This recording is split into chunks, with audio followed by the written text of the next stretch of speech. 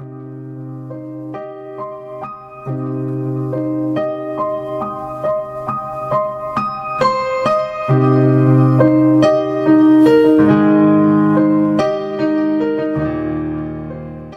our recording. Uh-oh, I gotta press buttons here. So I love questions too, because questions lead to different answers, where we go. So they're amazing. But what I wanted to stress very much is because there's so much information out there, you all know it. It's coming from every direction, right? We're just being bombarded with it. And most people, and I know you guys are more above than the average person who's staying with their eyes closed. But most people have no clue that we are in a serious war for our soul. It is all about our soul. And it's what's happening now. There's so much darkness and so much light. And the most important thing that everybody has to do, if they choose to, if they want to make their ascension into the golden age, there's a few things. You must choose the golden age. See, a lot of people have great, great hearts, and they're so awesome people. But what they forget to do is like, oh, I want nothing to do with this crap. But they think that's setting them up for the golden age. And what's actually happening, it's defaulting into the fourth dimension. And nobody knows where in the fourth dimension. It could be the lower fourth dimension, the astral plane, or it could be in any of those things. But you specifically got to set your intention. You have to set your intention on what you want. And you have to be specific about it. And what's now, all our timelines are merging. It's like I don't know what highway you have in Canada.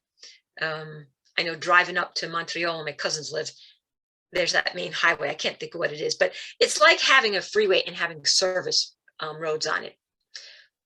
People are on the service road, and that's this timeline. And when you shift on, you get onto the main highway, there's 4 or 5 lanes that you can pick. That's what's happening. And people are just coming in off of this one and staying in the right lane.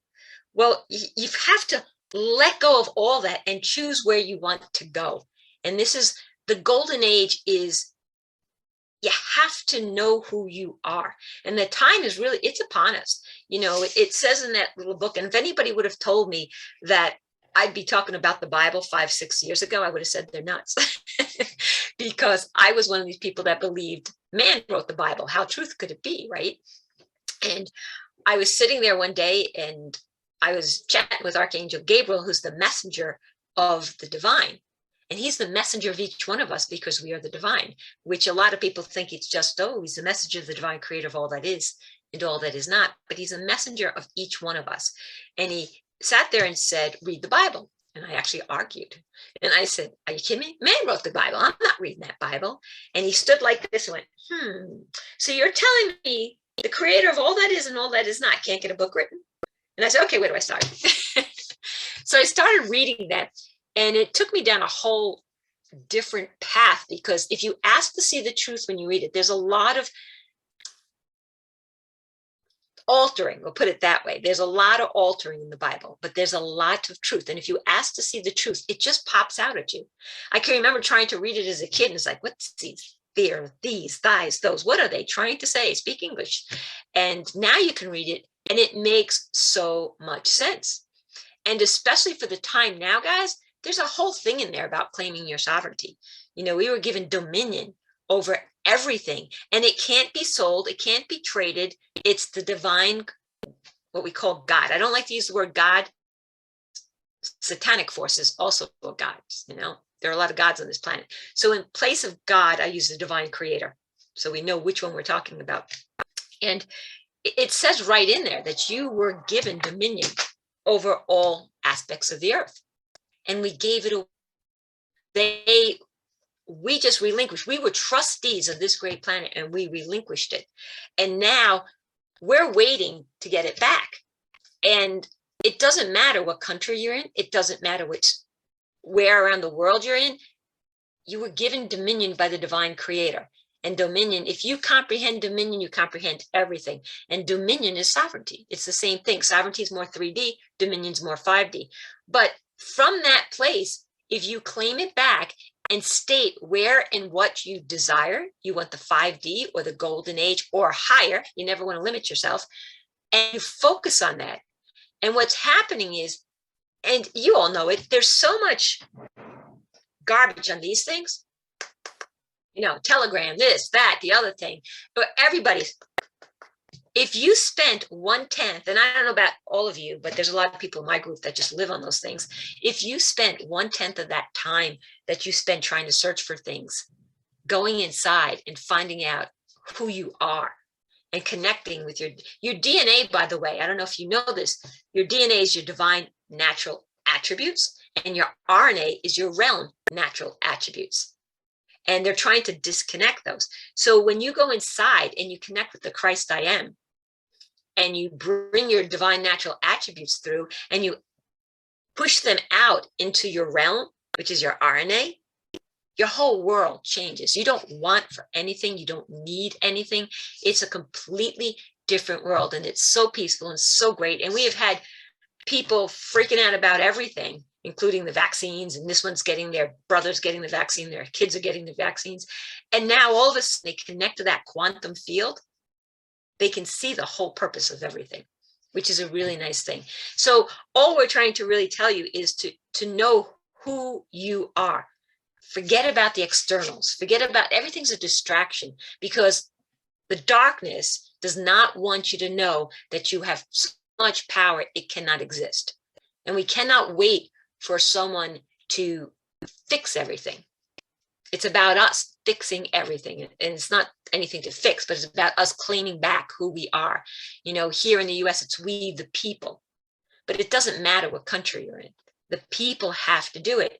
And, they do so much altering with the words, like Christian. How many are Christians, right? Well, Christian is not the word.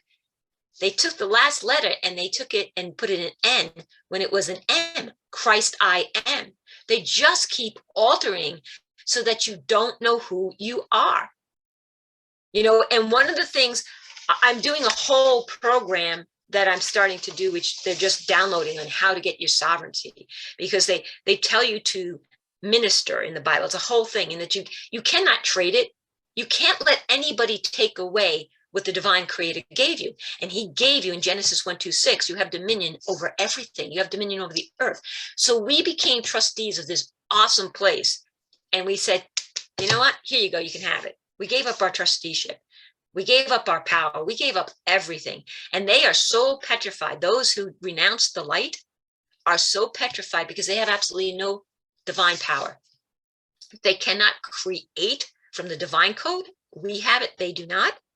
And that's why they had to stop everybody. And everybody's letting this little 3DP, the little P brain we have, that's just a computer, get in our ways. And it has been so programmed to tell us everything's outside of us, that we don't realize how powerful we are. Because if we were that powerful, as the song says, you can't touch this. And so as I was doing all this, I'm putting a class together for Tampa, and it's all about dominion. And as I'm doing that, I started running down and doing, because I track down words from everything. And I almost fell over when I heard what the word human meant. And does anybody really know what human is? I mean, I looked through all the dictionaries. So you have to listen to this. Where is it? Human being does not appear. Okay, in the Bible, you never see the word human being. It's mankind or old man, meaning the old man or the new man. You will never see individual, citizen, human being, okay? In Ballantyne's self-pronouncing law dictionary in 1948, page 389, human being is defined as sea monster. Isn't that interesting? And then on page 540 of the same law dictionary, monster is defined as human being by birth, but in some part resembling the lowest animal. And then if you go to Webster's New Dictionary, the third college edition, it says 1988, page 879 to 880, is defined as a person so cruel, wicked, and depraved as to horrify others. And then from the Ramden House Dictionary, I can give you the page numbers if you really wanted it. It goes, natural man is unenlightened. This is what a human being is, an unenlightened natural man. Unregenerative means not to regenerate. Unrepentant, a sinner, not convinced by or converted to a particular religion, wicked, sinful, dissolute. And then I went down this path because you hear so much about humanitarian projects, humanitarian this. And so I went down this rabbit hole, and humanitarian is defined as a philanthropist, an anti-tritarian who rejects the doctrine of Christ's divinity. So one of the things I like to say to people, whether you're involved in it or not, but those of you who hear the term humanitarian projects, as a sovereign, nobody can tell you what to do, how to do it. As the king or queen of your dominion, that's what kingdom means. That's what queendom means. King of dominion, queen of dominion, freedom, free dominion, wisdom, wise dominion. And they all come from the word dominion. And as such, no one, and I mean no one, can tell you what to do, how to do it, and what and how to spend, do anything, money or whatnot. You can have everything in the world and do nothing. So when you hear the term humanitarian, take it to your heart and ask yourself, connect with your Christ consciousness, go to the quantum field. You know, we go to the quantum field every Sunday, and you're all invited. It's a free thing that we do. We do meditation Sunday where everybody turns into their light body and goes to the quantum field. But the humanitarian part,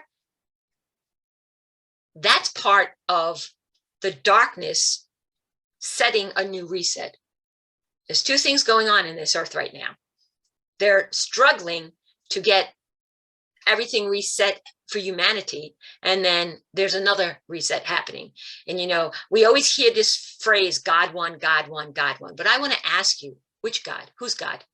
Because a lot of people I know are suffering that should not be suffering. A lot of people are dying.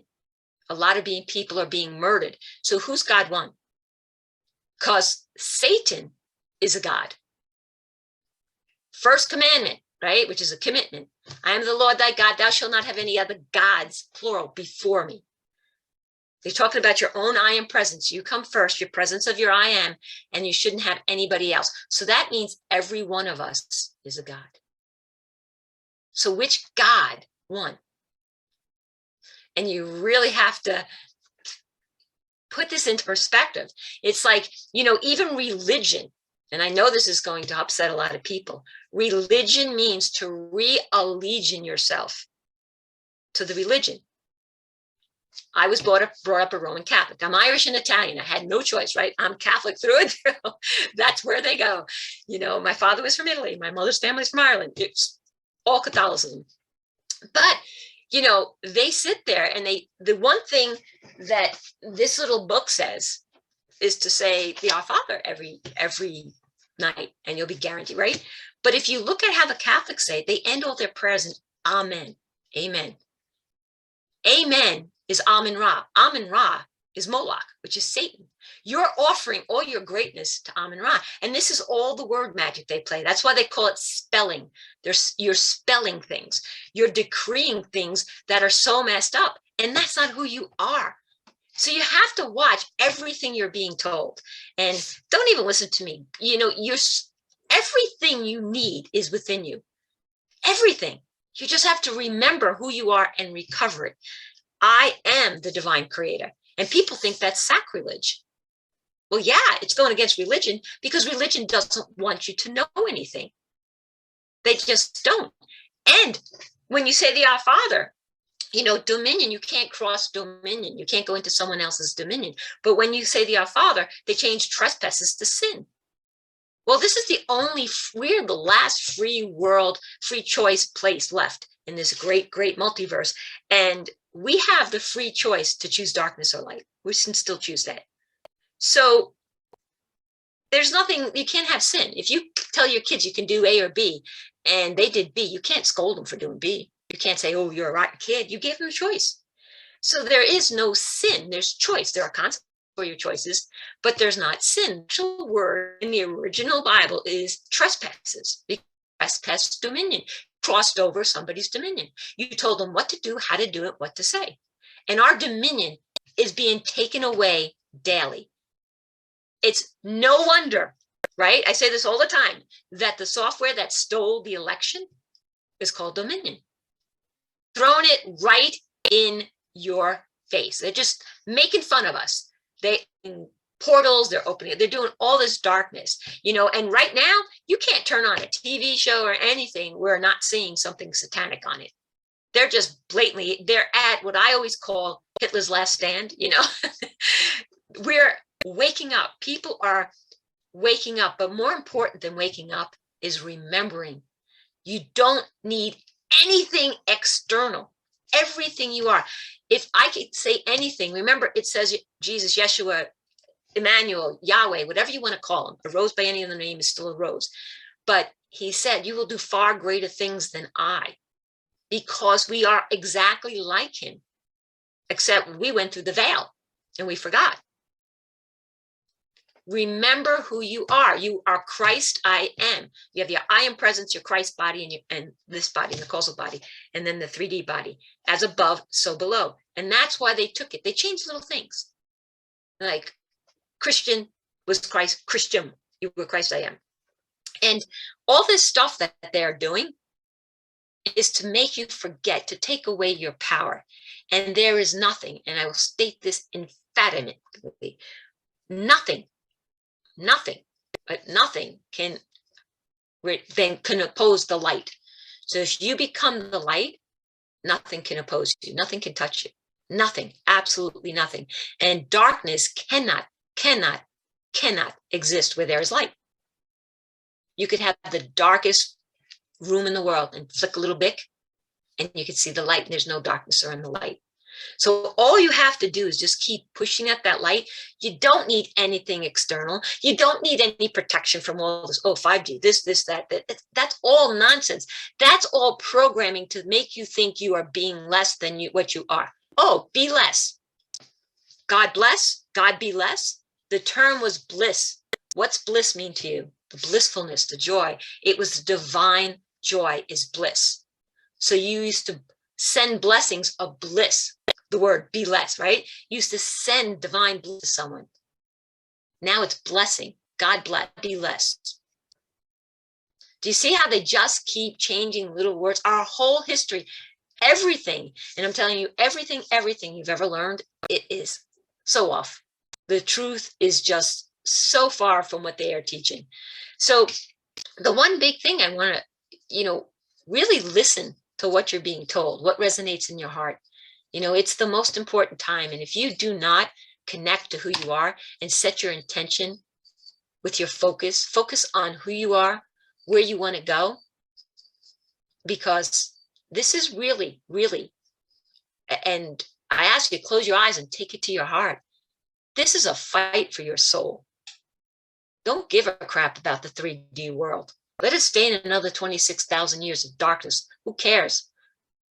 Set your intention to go to the higher dimensional planes. Jump into the 5D or higher. Never limit yourself, because they're just trying to, when the split happens, and this place is being watched so closely, because if we lose this place, there's other connections that are attached to this, and it causes a ripple effect, multiverse that's going to have a major effect. And here's the thing, you have to want it. Right now, they are pushing fear on everything. You cannot create in fear. You can only create in love.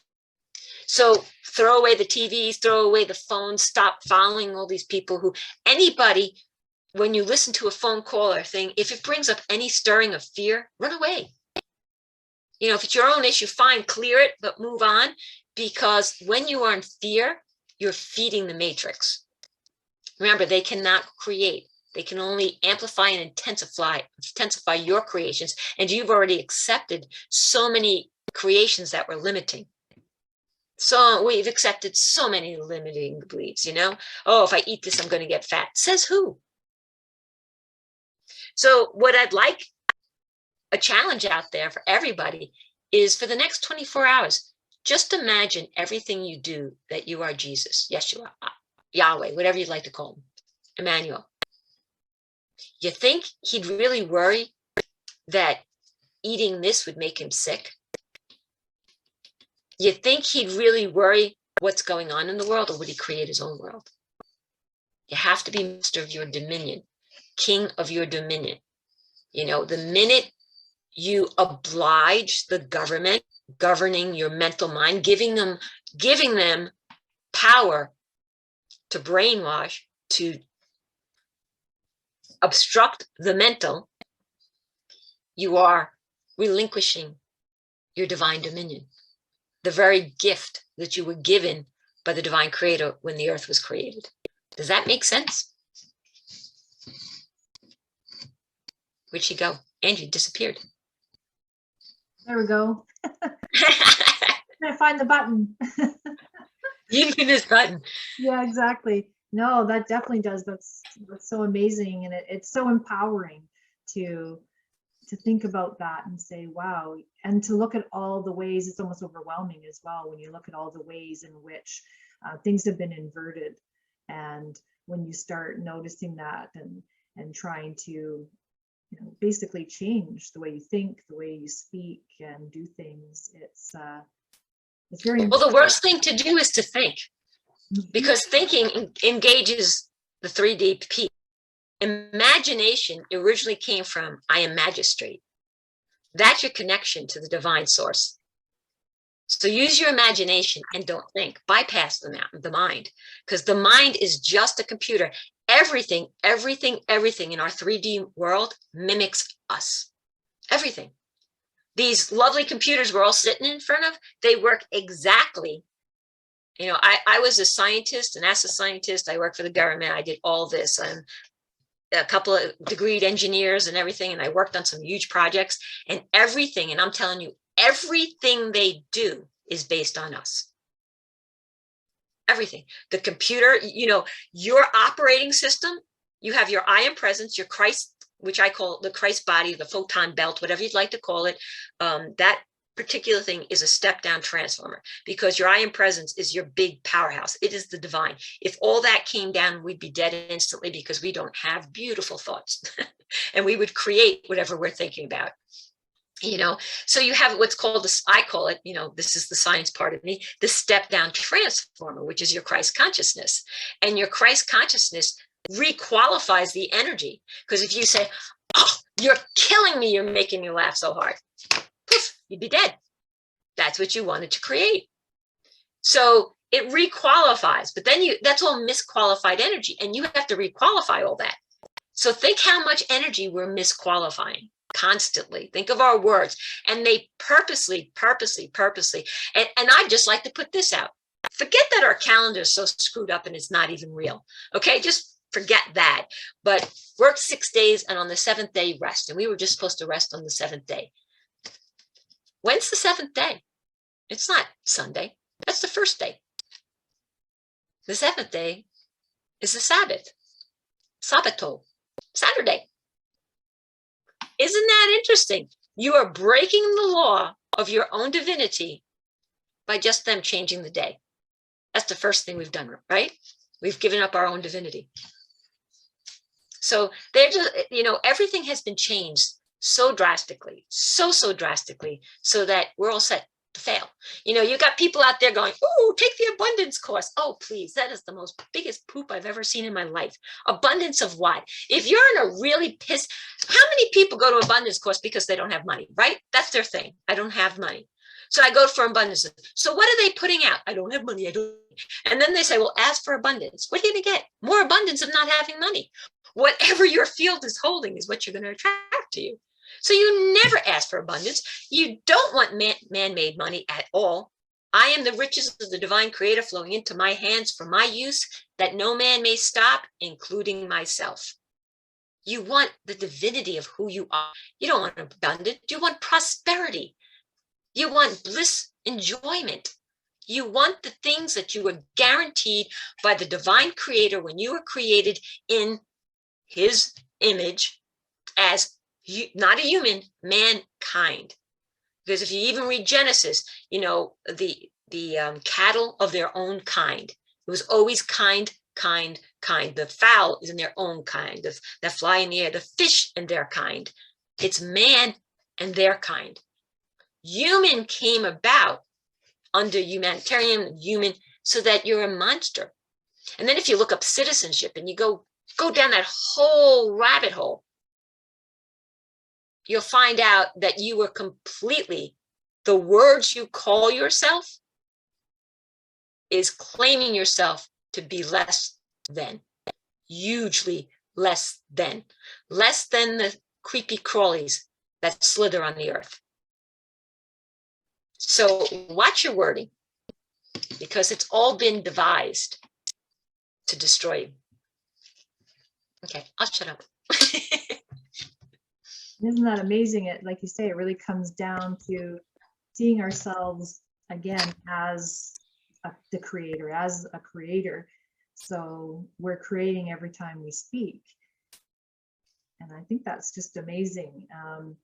And I've often heard people talk as well about here, yes, we're learning and need to learn to realize that and then change the way we speak and things like that. Because you go up to perhaps maybe if you were in the 5D, there isn't that Christ consciousness or whatever it is that is filtering and slowing down your creations, and everything is just as soon as you say it or think it, it's there it is. And so that's part of, the thing we need to be practicing now. So I just thought that was funny that you mentioned that. And that's why, when they ask, Moses, he says, what do we call you? I am that I am. They just forgot a little comma. They kept the little comma out of the book. I am stupid, that I am. I am greatness, that I am. So whatever comes after your I am, and why do you think they gave dis-ease? Dis-ease, if you look at the energetic pattern of a body, every physicality dis-ease is because of the emotional issue. The way we were supposed to create was we got the direction of what we wanted to create. We used the most important tool we have in 3D, which is the P. We created the word and we wanted to create, and then our emotions back it up. That's our power. That's the feeling center. So what they did in all of this is they created that your emotions are running everything, and the feminine aspect in duality is the creator aspect. The male aspect is the driving force. So like if you're a fantastic artist, but you can't make any money because you can't get it to the market, you're all in your feminine energy, but there's no male energy. The male energy makes it happen. So it's amazing how they completely destroyed the feminine aspect in both women and men. You're a little boy, you throw like a girl. Don't be such a wussy girl. And every movie you watch, who is it that's getting murdered and raped? It's not the men usually. It's the women that they're abusing.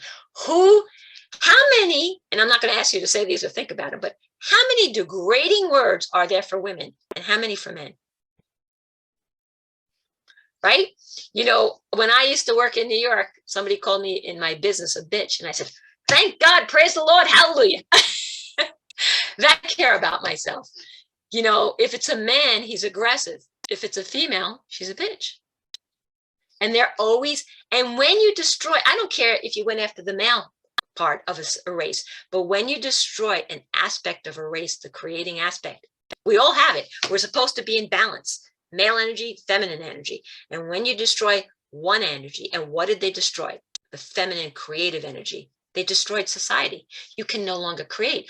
But know this, the minute you renounce the light, the divine code is gone. That's a consequence of the law of divine right. And if you give up that divine birthright, the divine code disappears and you can't create. So the bad guys, will put it that way, the black hats, the darkness, the evil, whatever you want to call it, they cannot create. They can only amplify, intensify, and magnify your creations. So that means they have to keep you down.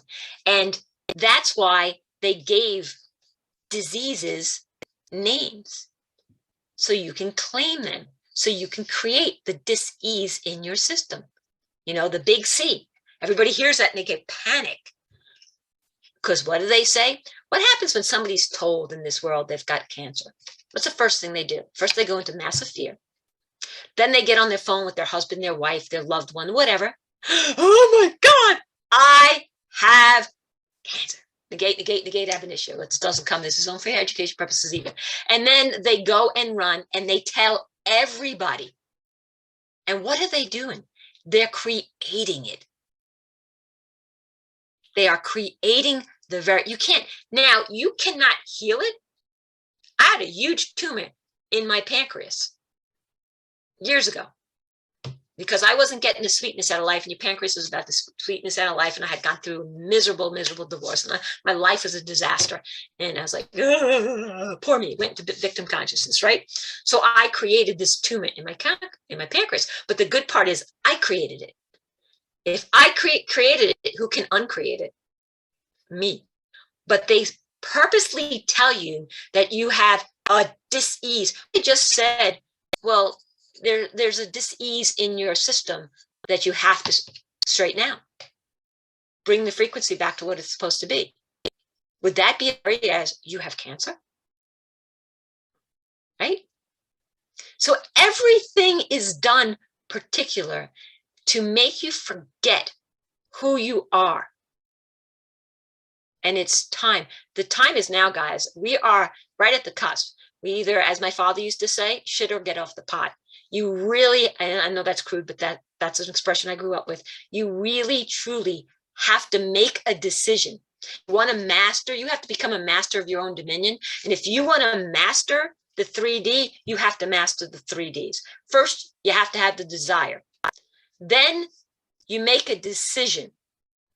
I choose the golden age. I choose my dominion of divine right. I choose divine love, divine truth, divine power, and I claim my divine righteousness. Then you must have the discipline. And it's not discipline to follow a regimented program because everything is perfect. There's nothing wrong with you. The discipline is to hold tight to the decision you made. How many times you say, oh, I'm never going to smoke a cigarette again. And then 5 days later, you're smoking. You didn't have the discipline to hold to your original decision. And that's what the D's are. That's vitamin D. It comes from the grand central universe through our sun into us. That's why it's called vitamin D. It's dimensional healing. I have a whole list of all the D's for all the dimensions. And if you want to master each dimension, you master the D's. And these are 3D. First, you have the desire, make the decision, and have the discipline to stick to your decision. And you are.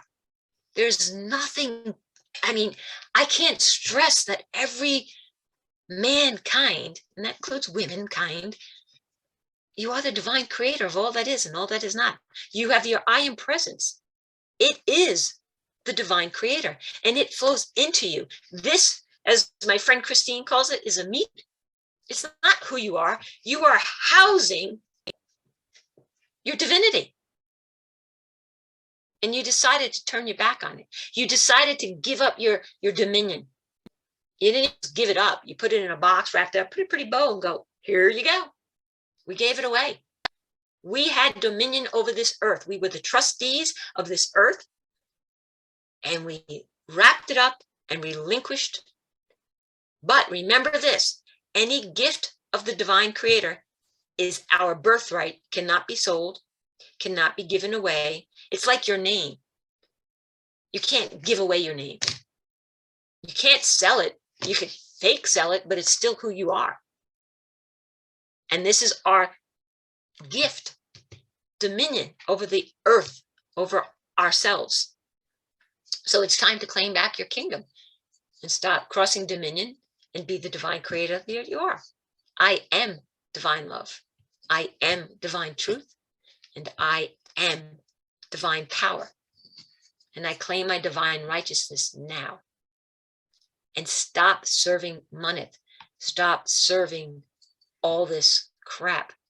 Serve yourself Remember who you are and recover who you are, and your whole world will change. That's all I got. So when we think about, when people talk about the golden age, how do you see the golden age? Is that from the 3D perspective? I guess people talk about the golden age of, you know, coming to a certain point where there's a certain amount of enlightenment, which changes the experience of, you know, being here on the earth and living here in a 3D way. Is that how you see the golden age, or do you see it as more of an ascension, like moving out of this 3D plane to something else? There are dimensional platforms, there are dimensional planes, and every plane is already established. You know, there's an aspect on you on every plane. And we've had 3 golden ages already, and we let them collapse. You know, the last golden age was what they called Shambhala, and that was in the desert. That's where it was originally. So, you know what the funniest thing is, and I just find this hysterical. This is, to me, my funny bone every time. In the golden age, when you get there, you create everything. You manifest from the substrate. Did you ever, any of you, look on a sunny day and you're just staring up and you see the little particles, the little bright, shiny particles in the sky? You can see them. That's universal particles. That is under our control. That's what you create out of substrate. That's how you manifest, through that substrate. And it has to answer to you. You have dominion over that. It was given to you by the divine creator. First chapter, Genesis 1:26. And you have dominion over all that. And that's how you create things. But you have to focus on it and hold it, because we lost our momentum. We cannot keep the focus. So the golden age, you don't need the very thing everybody's searching for in this one, money. It's not needed. You create everything. You absolutely create everything. Now, when I was very young, I was exploited by agencies that I worked for, because I didn't know. I came in knowing all this stuff, and they used to say, well, how do you know this? And I was like, I don't know. It's like breathing. How do you know to breathe? You just do. It's just there. I just remember it. And they knew exactly how I knew it. And they exploited me beyond exploitation. But, you know, you're 18 years old making huge, huge money. You don't think twice, right? I'm making a lot more than my dad's making, you know, and I'm living home. I'm 17, 18 years old. So you don't think this until I saw what was going on. And when I let go, because again, I'm an immigrant's kid. And what's the first thing you teach immigrants? Success. What is success? Having a good job, making good money, right? That's success usually for the average person. And all immigrants want their kids to succeed better than they are. They don't want them to work hard as they did and all this other stuff. So that's how I measure success. And when that was all stripped from me, I mean, I lost everything, millions. It was all taken from me. And it was the greatest thing that ever happened, because when I lost that, who was I anymore? But I had an advantage. I could always chat with the Ascended Masters. Saint Germain was always with me. So when I was in Saint Germain's schooling all the time, and he said, you see, you cannot serve 2 masters. You cannot serve money. And everybody is so crazy to have money that they're forgetting they don't need it. And the minute you let go of that is the minute you will catapult yourself into the higher dimensions. But you have to do it in balance, because you also have to eat. And you can't just go from, oh, I'm so 3D now, I'm spinning around, here I go, oh, look, I'm in the 5D and I need nothing. It's not going to work that way. It's a process of recovering who you are. And it's so important. And you are the most awesomest divine creator. No one can touch you. No one can do anything from you. And I always tell people, think of yourself like a faucet. If you're blasting out divine light, divine truth, divine power, divine love, if you just keep blasting it out, nothing can come back at you, because nothing is more powerful than you are. It's like your sink. If the water is coming out of your kitchen sink, you can't stick a pea up there. The minute you shut that sink off, you can stick a pea up the faucet.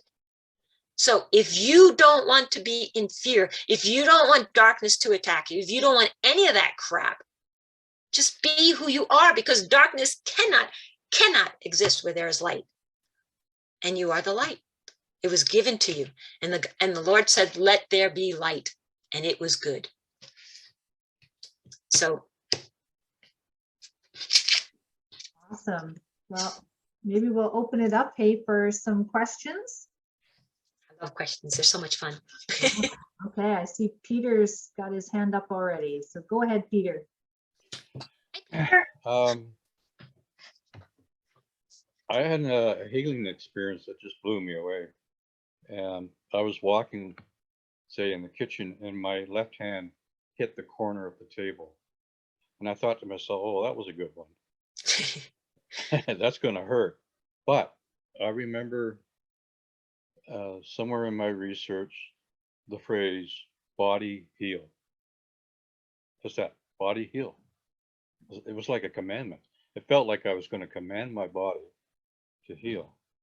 So I said it with strong conviction. Authority. Yeah. And minutes later, there was no pain. There was no mark, as if it didn't happen. Is that crazy or what? No, because you have the authority over everything. You are the king of your dominion. You know, think of King Arthur. You know, you think of a king. This is your kingdom. And you take your scepter of dominion, the divine armor of grace, because you want to be under grace. You're not under the law. And you are, law, 3D law, land, air, water. 3D, admiralty is the water. It's the lowest of all. You do not want to be under the law. So you grab your scepter of dominion and you take the authority given to you by the divine creator to have dominion over everything. There isn't a thing you do not have dominion over. So if you come from a place of dominion as the king, the authoritarian of your world, the king of dominion, you can do anything. I came from a strong Christian Science background where they promote the power of positive thinking. And as a child growing up, the main thing that I missed was love. I never received love from my parents. And at the age of 42, through a Christian course called the Navigators, I felt in my journey to accept Christ as a power living within me, I needed to deal with this Christian Science nonsense. So I denounced that religion at the altar and turned my life towards Christ. And I believe that was the most powerful thing that I've ever done for myself. Everybody has to renounce everything if you want to get free. That's what freedom is, free dominion. You're letting your dominion free because right now they have it. But the thing that you said is positive thinking. They want you to believe you have to be positive thinking. They want you to think. If you remain in 3D brain, you're in 3D world. You're not in divine world. There's a big, huge difference. You're in the physicality, the body elemental. You are not in the light body, which is your Christ consciousness. This is just a suit. And as easy as you can unzip the suit, that's as easy as you can stand in your dominion. And we are at the end here. I don't know when. You will never know when. Excuse me, this phone. I thought I shut this off. I don't know when it's going to happen. It says in the Bible, no man will know, but we are close. And everybody knows. You can feel it. You can feel the quickening, right? Right? Peter's like, uh-oh, something's going on here. I have to, and everybody, I've been doing this for years, over 40. And I can tell you the difference of talking to such density back then and the difference of now. Everybody's starting to remember glimpses. It's like we're coming out of a deep sleep. But to awaken means nothing because you could be wide awake and be the biggest jerk on the world. You have to wake up and realize who you are, claim back your dominion, Be the king, the authoritative ruler of your own dominion. You don't like your world? Change it. No exceptions, no excuses. That's Gabriel's sentence all the time. Claim back your authority. Take your authority. Be the divine creator that you are. And just change your world. You can't change anybody else's. You can't help anybody. You can't do anything except your own dominion. And that's where, oh, take care of people. Are you kidding me? If you go out and you hand money to people, you're crossing their dominion. You have no right to do that. And you're making them, and they're so brainwashed to accept it, they're allowing you to cross, because nobody can cross unless you allow it. We let that happen all the time. How many husbands and wives are always arguing, right? And they argue back and forth. I told you to do it. And they go and do it, but they really don't want it. So one towed down and the other demanded.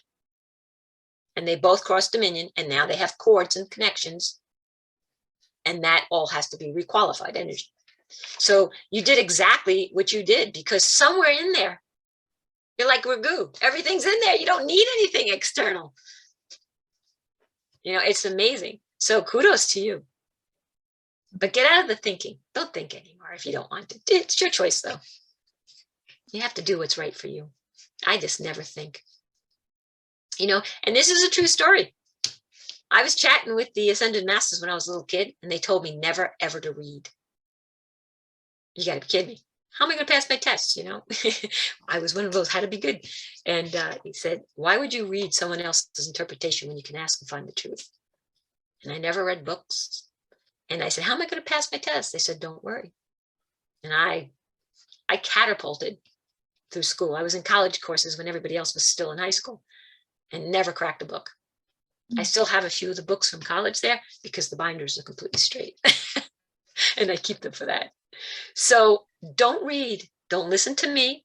Don't listen to anybody. Go inside, connect with your Christ consciousness, and ask everything from there. Because you know damn well you're way beyond all the stuff they make you believe. We have a question in the chat, and then we have Sue up next. But in the chat we had, first of all, when you talked about renouncing the light, what do you mean by that? Do you mean people renouncing the light unconsciously, or not meaning to? Both ways. You know, it's like the people who, we all know about Hollywood. There's so many good people that went into politics, that went into law, that went into Hollywood. They wanted to be actresses, whatever. But little by little, they renounced the light. They always had a choice. Choices. And they renounced it, because what did they want more than their soul, than their way back home? They wanted money. Mm-hmm. Oh, we'll promise you this, come and do this. And I guarantee you, 98% of the people who renounced tonight knew in their gut. They had that instantaneously, that gut feeling like, whoop, I shouldn't do this. But they overrode it. So they didn't listen to their own divinity. So they renounced the light. Mm-hmm. We've all renounced the light. If you own one of these, you renounce the light in many ways. You have contracts with satanic forces left and right. But one of the things I say, and it really gets people annoyed, but it's just to have people think. They talk about the Antichrist, and everybody's like, oh, it's Obama, it's this. You hear all kinds of junk. You know who really is the Antichrist? Each and every one of us. Because we are the Christ. And what are we right now? Are we standing in our Christ light? We're the Antichrist. They want you to believe it's a third party. It's somebody out there. Just like, God's that little guy with the gray beard up on, Cloud 59, whatever the heck he is, wherever. And when I say that, people just go, that can't be. Yeah. They think I'm crazy, but we are against ourselves. We have been so misled as a society, as a kind of man, that we have no idea what our power is. And they don't want you to know. I mean, look what's happening to our kids in the schools, right? They don't even, and my grandniece, I guess it's what my grandnephew, they're not learning script in school. How could you not know how to write script? Because all the documents, the Constitution, the Bill of Rights, the amendments, everything is written in script. If you don't know how to read it, it is history. And they wiped clean our history. And then they'll just go right into another whole world and give up our dominion. Because the Constitution is indeed. That word indeed doesn't mean what you think it means. It means it is deeded. The Constitution is indeeded to we the people dominion. And you may not have the same Constitution, but you are of mankind. So the minute you listen to governmental policy, this is how you get rid of your sovereignty. And you know, there's so many people out there going, oh, we got to fill this out. We got to fill this out. Because we ran down this. We're doing a whole thing on people claiming back their dominion. And we had my staff members were driving down different people's claiming back their sovereignty plans. We'll just put it that way. And then it came to me, you know, they were loud and clear, and they said, if you're signing a document, you're still obliging governmental authority. And the government does not have authority over venue. Go read the amendments after the, what's it called? Second Amendment after the entitlement, I think it's called. But there's the break between church and state. They can't interfere. So if you claim your church, which is this, it is not a building. If you claim your ministry yourself and you truly know it, but you have to know the words, because if you don't believe every big lawyer and every banker has one of these, you're crazy. If you go to Paul, every lawyer studies this because he's the best writer of law. And they study this. And when you go into a bank, you can create a whole sovereign account and do everything. But the minute they ask a question that you don't know the answer to, you just voided all your rights, because that means you're not standing in who you are. And we have gotten so far away from this, and there is a lot of things kept from this and things that are altered. It doesn't matter. In 1611, King James, he didn't write it. He authorized people to write it. They put this thing together. You must get the 1611 edition. They put it together. And when they put it together, it became the law. So whether it's right or wrong, the law of the land is written from this. And this is the very thing that will claim back. They wrote it from this. You utilize this to get back to who you are. And it's all in here. This is the best. I wrote tons of technical manuals. This is the best technical manual ever given. Everything you know on how to get back is all in here. And you need to look at it this way. And there's so much left out, but there's still enough in here. There's still enough to bring. And this is what they wrote. And you know, how many people pick, like, this is a regular one. I have the good one over there. It's too big. But Bibles are copyrighted. You ever think about that? If it's copyrighted, it had to be changed. Go to the original one that's not copyrighted. It's a lot different, because Jesus's name was not Jesus, which is so silly because there's no J in the Hebrew language. So, but even if you read the original scripture, it says, and you will call him Emmanuel. So why did his name get changed to Jesus? Emmanuel means of God, of the divine. But if you look at the original Bible, it starts with an I. It doesn't start with a J. So a lot was changed, but everything comes from this when you claim back who you are, and you'll see it. And they built the law of the land, the Constitution, even your laws, all the laws with the original laws are built off of the 1611 edition, and there's no copyright on that. Wow, fascinating. Sue, did you still have a question? Well, I did, but I think it's kind of been answered. It seems like a very, well, I don't know how to say this. I've been having concerns about my daughter, And it's all to do with, these poison injections and her pregnancy.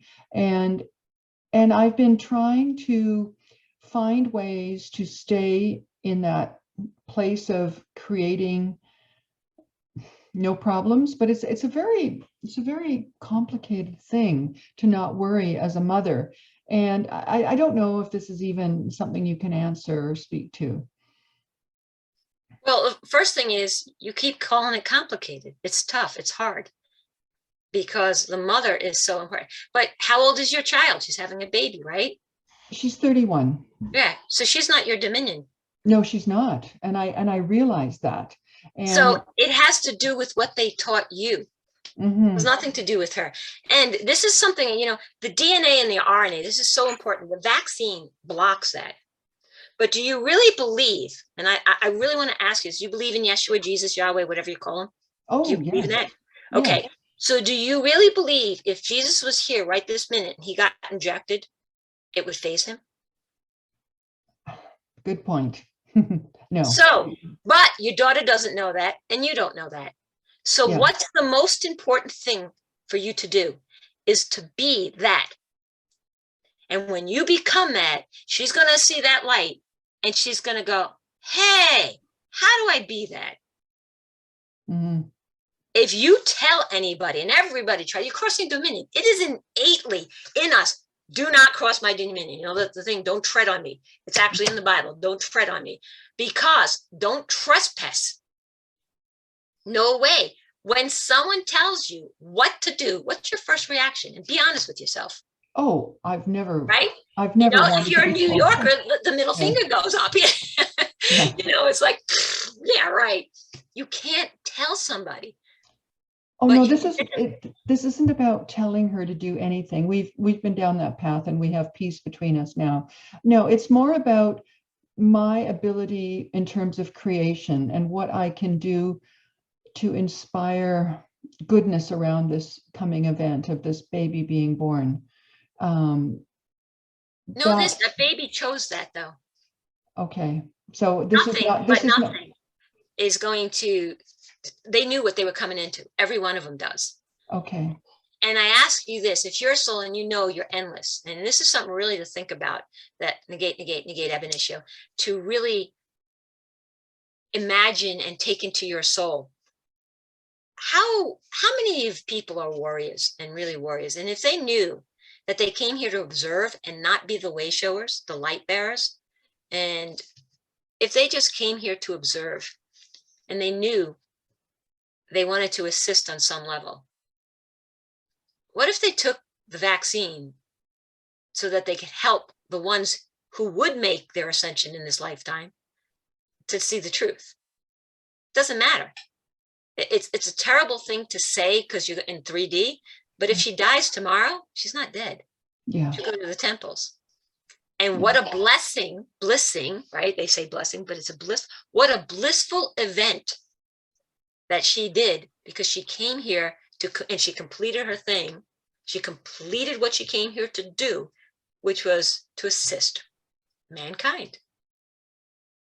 Okay. You see, they want you to be in fear. If you're in fear, they can control you. Mm-hmm. Whatever happens to that baby, if that baby comes out with 3 heads, she knew it. She knew it, or he knew it. They knew what they were getting into. And they came here to fix. It's like all the kids who are autistic. Anybody who's autistic? They're 5th dimensional beings. They are absolutely, I worked with, when I was in New York, tons and tons of autistic people. You can learn so much from an autistic child. They're on a higher dimensional plane. It is not loving to come down to a lower dimension. An ascended master will not, it takes a lot of dispensation and a lot of energy to come down into a lower plane. You don't go backwards. You want to go back to being 2D? No, you want to go forward. So these children are of the higher dimensional. They're here to anchor the higher dimensional energy on this planet. And what do? What's the first thing they do? With ADD kids are like this too. They shoot them up. But if you want to learn something from an autistic child, music and color. spans all dimensions. And you can learn so much, and you will find out how intelligent, how divinely, dimensionally intelligent they are. They're amazing. So just because people's meat suits, body elemental is being destroyed, the soul's not. And think about this. How many people who already got the vaccine, 4 of my brothers got 4 boosters. I didn't even know there was 4 out there. They already did these things, right? They're not the ones that are likely going to make the ascension. There's no way he's going to clear all this crap because he hasn't even started on it. So what's better? To get stuck here for another 26,000 years? To do something that may assist someone else and exit gracefully, stay in the temples so that we go into the 5th dimensional world. They've already done what they need to do and then come back in. What's a better way? Or to be stuck here for another 26,000 years in darkness. And a lot of light will move off this planet in this end of this cycle. So it's going to be really crappy. So that's a much better plan. So it's all about your peace and your harmony. So here's the best thing I could suggest for you. Do you meditate? I do. Yeah. Okay. Go into the quantum field. Mm-hmm. Go have a ride with Yeshua and go into the quantum field. Ask to go into the quantum field. Ask to go in the Christ consciousness. And then, if you're in a deep state, write the question, write the scenario of your child and all that in your hand and write it in a piece. And everything, guys, do not write in black. Always write in ink. It goes into the substrate. You never write in pencil. Black is death. Any other color, not red either. Blue is what you write in. They purposely, that's why the bankers made you sign everything in black, to relinquish your dominion. But write the question, you put it in your hand, because when you go really deep, sometimes you can't even, your conscious mind shifts. So you're sitting in the subconscious and you don't even put a thought together. So your intention is when you get to that state and you're sitting with Yeshua, Ben Joseph, or whatever you want to call him, you want to see the truth of this question and go into that quantum field, the photon belt, the Christ consciousness, whatever you want to call it, and get there with Yeshua, Jesus, whatever you want to call him, and get your answer. And you will be amazed at what you find out. Okay. But hold that question so that when you're in that deep state, and I'm telling you from my heart, every Sunday we go into the quantum field. People are catapulting. I have a gentleman. He either had 26 surgeries and 17 medications or 26 medications and 17 surgeries. Doesn't matter. They're both enormous. He was in bed. Life was basically gone for him. He's now walking around, playing golf. He's got a whole new lease on life just from doing and connecting in the meditations. They're all there. They're not my meditations. They're from the quantum field. They're from the photon belt. They're from the Christ energy. Whatever, the science part of me calls it a photon belt because that's what we're in. The Christ consciousness is what I know it as because that's the spiritual realm of me. It doesn't matter what you want to call it. It's still, the quantum field is the mix between the Christ consciousness and the 3D photon belt, the science part of it. So just get there. Yeah. Well, I am signed up for your newsletter. I have been for a while and I haven't made it to your meditation, but I don't have a newsletter. I thought you don't you send emails sometimes? I just send links to the meditations. Yes, that's what I meant. Yeah, sorry. But I don't even do that most of the time because I'm so swamped. It's on the website. The link is always put up there. So I always forget to send them emails. Yeah. But my point is I have noticed that what you're talking about makes a lot of sense to me, and I have wanted to participate and I just haven't gotten there yet. It's been about a month now since I saw you the first time. And well, ask yourself, put that question in there too. What's blocking me from me? Yeah. It's not about me. It's not even, you can go meditate with whoever you want. You can go meditate with the doorknob if you want. But ask yourself, what is it? Put that question in there. Because if you're just really getting new to this, the quantum field is so expansive. And please, I ask you all, think of the word infinite. Don't use infinite anymore. It's infinite. It's a finite loop. that we're stuck in. It's expansive. Go to the expansive quantum field. When you expand your consciousness, you don't have the third. If you don't know how to bring it back, your third dimensional mind doesn't remember anything. And you can't remember when you're there to ask questions. So set your intention, put your question in your hand, set your intention, and you ask. Call upon Lord Yeshua Jesus, call upon Mother, call whoever you'd like to call that is of the most high divine frequency, and ask them to assist you in finding your answers and clearing this. But it must see, it's like Star Trek. They have to have permission. So one of the things that is really great that you could say if you choose, I give permission for the ascended masters to enter into my world and the world of mankind, because you can include that because you are of mankind on behalf of them. So I give permission for the ascended masters to enter into my world and the world of mankind. And on behalf of myself and mankind, I accept their assistance. This was the biggest farce that ever went out. You all heard about The Secret, remember? It told you how to create. No one ever mentioned you had to accept it. Your creations are sitting out there and nobody's accepting them. Wow. The Our Father, the first part is the decree.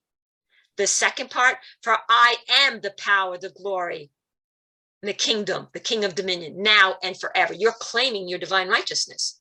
The first part, you're decreeing it. The second part is your acceptance.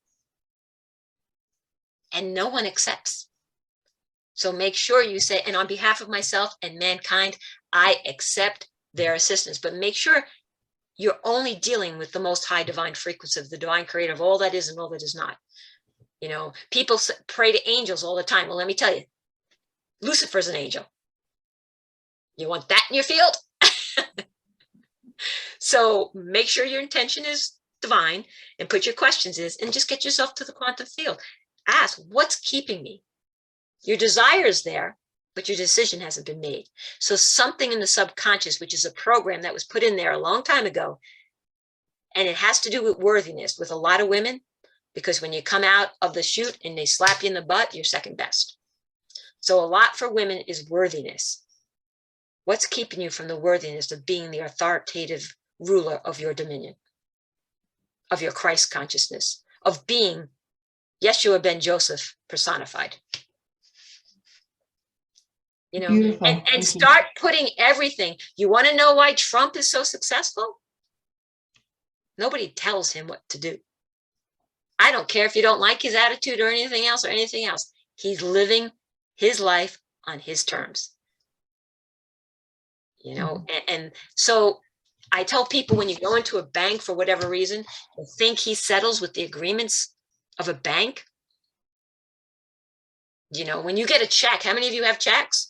And I always say this, the line, you ever read that line? You don't own your bank accounts. Read what you sign up for. That bottom line, take a magnifying glass. You are an authorized signature. They own your account. You're just a privileged little peon that gets to use it. And at any time, they can take everything. And you think he does that? No, but the reason he can do that is because he knows this. Every lawyer, every banker studies this. Because when you go in and you start to say, well, I want a common law trust and I'm not doing it, and you go through the whole 9 yards, they will literally ask you questions about your faith. Why? Because if you don't answer those questions properly, you've relinquished your authority again. So you've got to know. And just imagine, would Jesus be upset about anything? Would Jesus die? These people still have, they just have to awaken, blast their light, and they're healed. Nothing but nothing can oppose the light. It can renounce it by choice, but it can't oppose it. So all these people getting the shots, kudos for them. They chose that journey. Either they're going to exit early and assist those who are on the fence and go, oh God, I don't know. Or they're going to find a way. They chose this so that they can fight it and step more into their power. So it's really an amazing event, but they want you to be in fear. Mm-hmm. They want to silence you by putting a diaper over your face. Yeah. Don't do any of that. Okay. Well, thank you so much. That was a brilliant answer. Appreciate it. Don't ever thank me. It's all you, girl. It's all you. All right. By your bright light of inspiration. Wonderful. We've got Tammy has a question.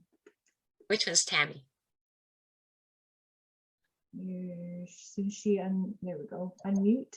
There we Oh, go. Tammy. I Wrong know Tammy. button. Wrong button. I wanted to ask you, you said the version of the Bible, and I wanted to ask you what that was again. 1611, unabridged. It's 16. so, I'm going to say this, it's so difficult. And do you know what difficult is? It's a different culture. Yeah, It doesn't mean it's hard. It is so difficult to get one of those right now yeah. I was thinking because that. we're waking up tons of people to this, and they're all grabbing the 1611 Bible. And then there's a lot of people who get this one. Somebody had given me a bit of this for a gift for Christmas, the Patriot Bible, Okay. 1559, but it means nothing. But it is written different, you know, it's a little different. But if you look at a 1611 Bible, and the Oxford edition is has mistakes in it and everything. You know, upon is VPON. It's all the original language. It's a facsimile, it's a complete duplicate of the original writings. No copyright. That's the most important thing. Well, I have to agree with you on that. Like, I have looked for a copy of the Bible that looks like something I want to read.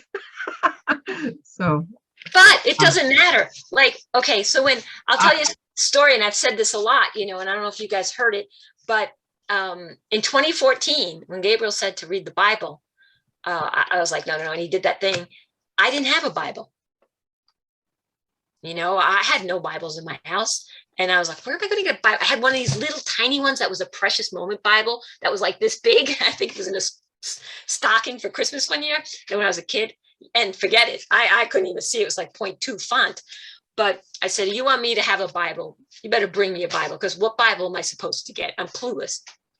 And I kid you not, a kid that I work, my friend opened a pizza parlor and I was helping him.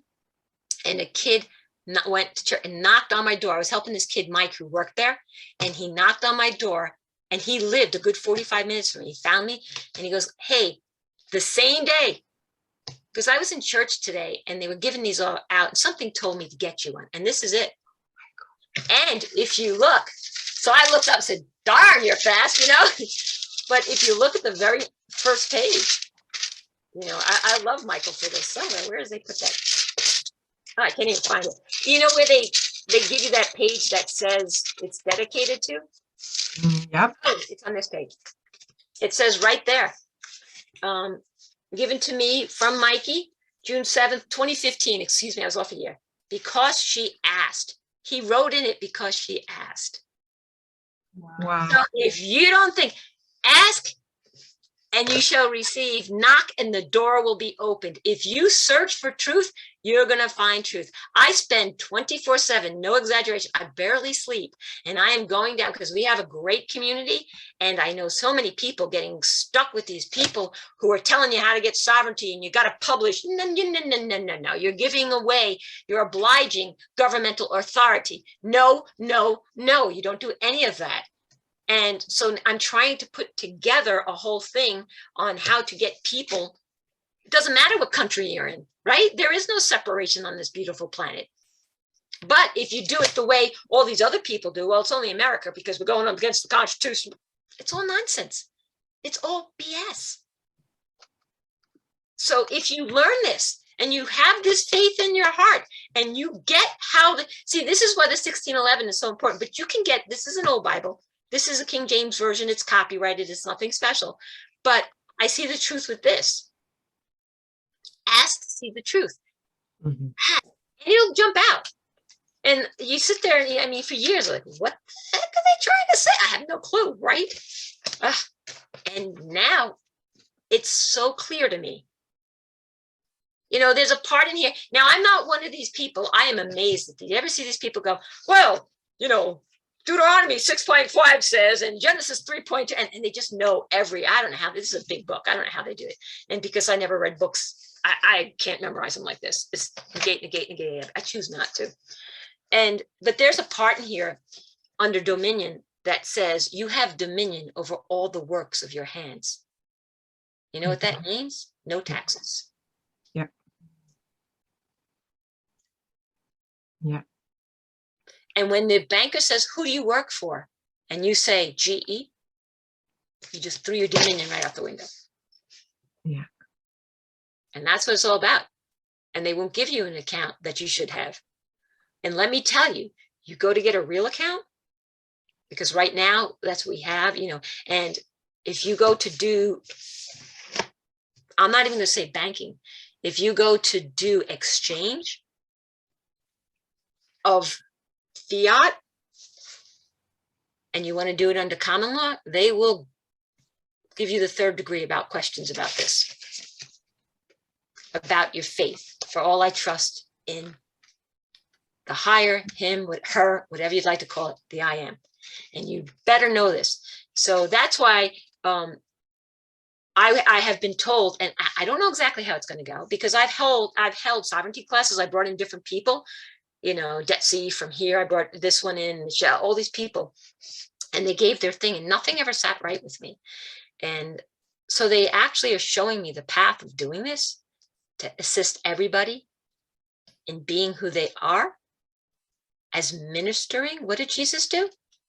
He ministered. So the class that I'm doing in Tampa starts this. That was, I had to write, it took me weeks of listening to write a class to start teaching, and not teaching, that's nice, presenting, because you already know it. It would be like, can I teach Jesus anything? Heck no. Oh my, he knows it already. You all know everything already. It's just that, you put it under a big Faraday cage, and every time you go into fear or you take on the darkness, you say to your light, I don't need you. Angry dolphin, go away. Don't need you. I'm going to put you under a big concrete bucket and never look at you again. So we're just trying to break through the concrete buckets and take the buckets off of their Faraday cages or whatever you want to call them. And it's really cool. I think this is amazing. I'm so honored, because if the people didn't have all these questions I would have never found these paths. And it's just so awesome. So we're putting the whole thing, because ministry is how you're going to do this.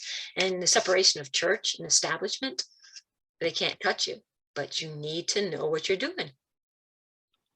Oh Yeah, my somebody put up Anna Van Rights.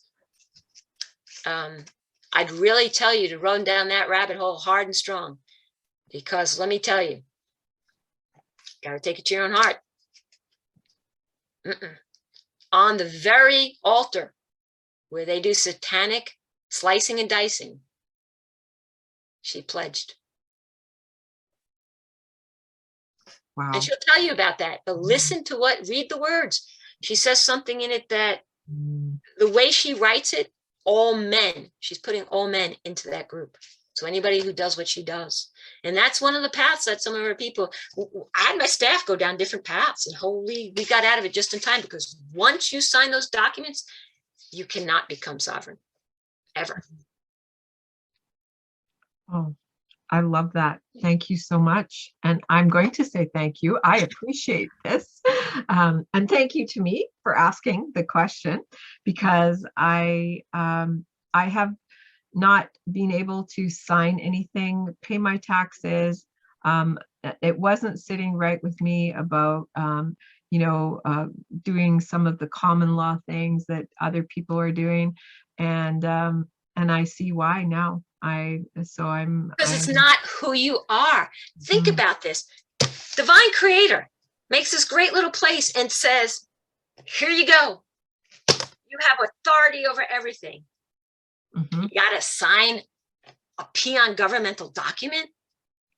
Are you kidding?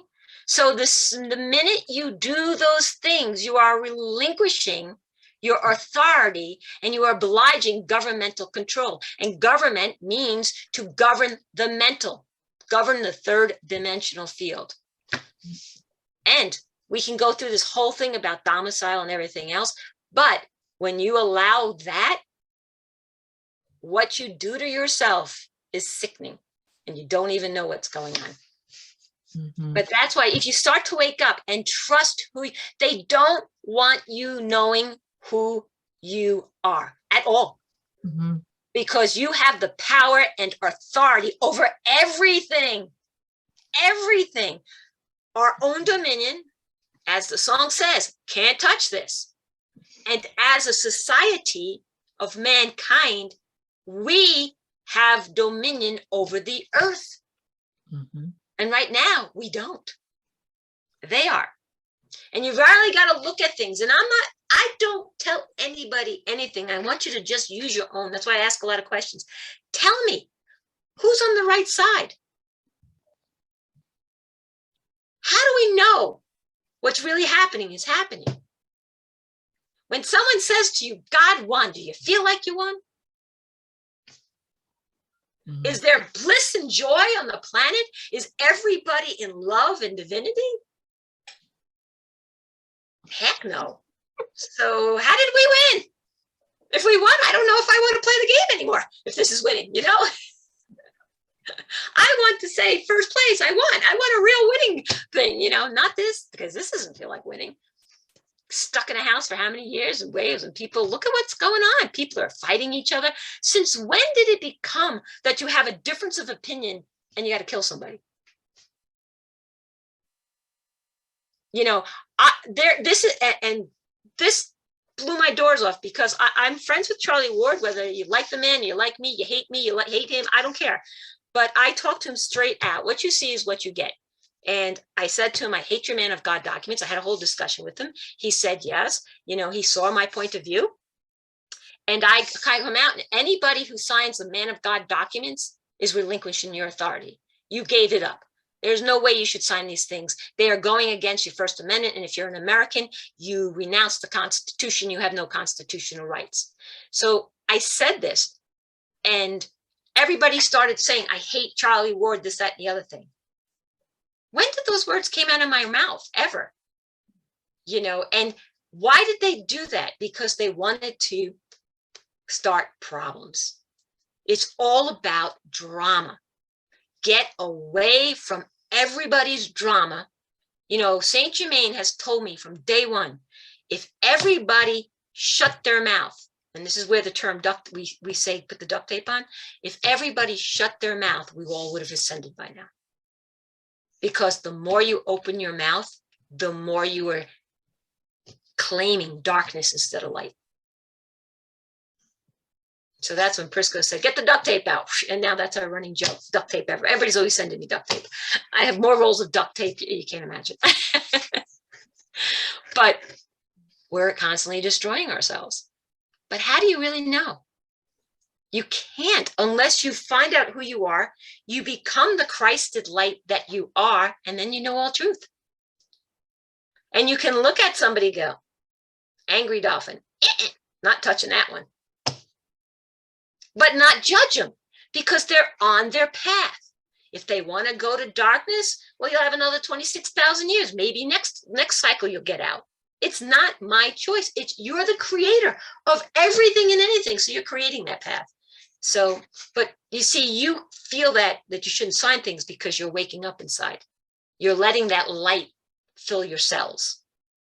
So when you go to sleep at night, if you choose, again, everything's your choice. Imagine yourself just illuminating all your cells with divine Christ lights, all your cellular memory. Infuse it with divine Christ lights. Ask Yeshua to assist you. You must make the decision. Once you make the decision, you can call on Yeshua, the Ascended Masters, to charge your decision, help you hold that decision with their momentum, because they're already masters and we're still peons. Make sense? Yes. Brilliant. Yes, you are. A brilliant light. Okay, we have actually, Rob's got a question in the chat that is a nice segue to that. Now, hang on one second. My computer's trying to update. I got to stop it. Okay. Don't do that. Don't do that. How can I develop the connection to the Ascended Masters or Archangels to receive communication and guidance? Okay, all you have to do is claim it back. And this is probably the toughest, difficult thing for people. Remember, difficult is a different culture. You know, if you're a little kid and you got everything you always wanted, mommy, daddy give you everything, and then you go to your aunt's house and won't give you anything, it's difficult for you there. It's a different culture. So you have been taught to ignore all communications from the divine. So all you have to do from a place of authority, claim who you are as the king of my dominion. I state hereforth now that all communications to the most high divine frequency, don't use God. You can if you want, but be careful. You really got to, we're all God. So which God are you calling in? So the divine creator of all, the one true living divine creator of all of is and all that is not. My own I am presence, my own Christ consciousness. I open up communications and then start trusting. Trust the little voice. Trust most of it starts with most people, the gut feeling. And I ask everybody, because we've all done it, me thousands of millions of times, you have a choice between A and B, right? Instantaneously, you pick A, but then you kick in this P and you start thinking about it. Oh, no, that's going to cause problem. I'll take B. And as soon as you take B, everything goes wrong. And you go, darn it, I knew better. I should have taken A. Because the P is programmed. The gut is the divinity. So trust your gut. Some people comes first with their gut. Some people it comes in a knowingness. Some people it comes in a body sensation like tingles. Figure out how, and then start with that and start trusting. Start trusting loud and clear. So you made a few mistakes. Who cares? When you're trying to walk, you fell down a million times, but you learn to walk. So trust it. And so have you. But the most important thing of everything is to make sure all communications is of the most high divine frequency. And if you don't know anybody else, call on Lord Yeshua, Jesus, Yahweh, whatever you'd like to call him, to protect that. Because remember, the ones in the etheric world have full remembrance. They're there, they're using it. We forgot how to play in that world. So they can come as warm and fuzzies, and they're not warm and fuzzy. So always, always start everything with only that of the most high divine. Yeshua, I may not know the words. I may not know what to say. Keep me safe and let me hear my own Christ consciousness. Simple as that. Talk as if you're talking to someone you love more than anything. If your kids came to you and go, oh, I need a pair of jeans. Give me a pair of jeans. Give me a pair of jeans. You're like, oh, shut up, right? But if your kid came to you and said, Ma, Dad, everybody at school has XYZ jeans and they're all making fun of me and it hurts my feeling and I'm outcast and I'm thrown in the corner and nobody loves me because of these stupid jeans. Could we get myself a new pair of jeans? If you didn't have the money and one of your kids came like that, you'd do whatever you can to get those jeans, wouldn't you? You don't want your kid hurting. It's no different. You don't need special words. It's all about your intent and the divine love you have. And just talk to Yeshua. Say, listen, I'm new at this. I forgot who I am. Assist me in remembering. Let me hear my own Christ consciousness. Let me remember that I am divine love. Let me feel divine love. Assist me in feeling divine truth and knowing divine truth. And then when you get into divine love and you live in your divine truth, you can wield divine power. It's amazing. But you can't use divine power until you know your divine truth and your divine love. Does that make sense? Yeah, that's perfect. Wonderful. Thank you. Now, we had another question about just asking if you could talk a little bit more about the converging of the timelines. Right now, we're at a cusp. Everything is shifting. And we're at the end of, there are 7 rays, and every ray is about a 2,000-year cycle. And we're on the 7th ray. The 7th ray is Saint Germain. He's Kohan of that ray. And it's the violet flame, but it's freedom, free dominion. The 6th ray, Lord Yeshua, Jesus, Yahweh, Emmanuel, whatever. He was the Kohan, the master of that ray. And that was service. So now we're in this one. This is the end. We're a 7-base system. That's why you have 7 major chakras. You have millions of chakras, but the 7 major on the prime meridian. And that's why you have 7 layers of auric field. There's a lot of 7 in everything because we're a 7-base system. So we are at the end of this cycle. This cycle started a long time ago. And this is the shift. When we hit the end of this cycle, You either go up or you're doing another 26, it's about 26,000, give or take. You're doing another 26,000 years. You're back here again for another 26,000 years. And I don't think anybody, negate ab initio, I don't believe anybody wants to be stuck here when probably 80% of the people are going to ascend off of it into the higher realm. It's going to be a very dark place. Ever watch that movie Escape from Manhattan? It's going to be worse than that. Where all the criminals were on Manhattan, they shut Manhattan down. So right now, all the timelines are right here. You're literally being asked to remember who you are, and you're the king of your dominion. It's your choice. Everything is being laid at your feet. What do you want to do? And that's what's happening. All the timelines are converging. You can go anywhere or do anything. It's your choice. And people aren't making the choice. You know, I'm always saying 5D and beyond, minimum. I'm not going to limit myself, 5D and beyond, golden age and beyond. But most people aren't doing that. A lot of people are just saying, I want nothing to do with 3D. I'm going to the higher dimensions. Which one? So you'll get out of 3D by default, but you're going to be in lower 4D. And the astral plane is a horrible place to be. Absolutely horrible. So that's what the timelines are. Whoever asked that, does that make sense with the timelines? That was you, Tammy. Did you want to add anything? That was Tammy K, I think, not me, but I love that, what you said. And I also love that people need to make a decision and not just say, I don't want anything to do with this. I think that's really important. That's default. Yeah. And you'll get exactly what you asked for. You won't have anything to do with that, but you're not going where you want to go. Mm-hmm. Agreed, for sure. And even just I love the importance of being specific, in what we're asking for, what we're intending, and that, being specific, really wonderful. And so many people just, well, I want good health. What is good health to you? What's good health to me may not be good health to you. If you're really sick, you'd be happy just being able to walk. So when they ask for good health, that's all they're going to get. So one of the things that I always tell people to go in and ask, you want your original divine perfect health. I am divine perfect health.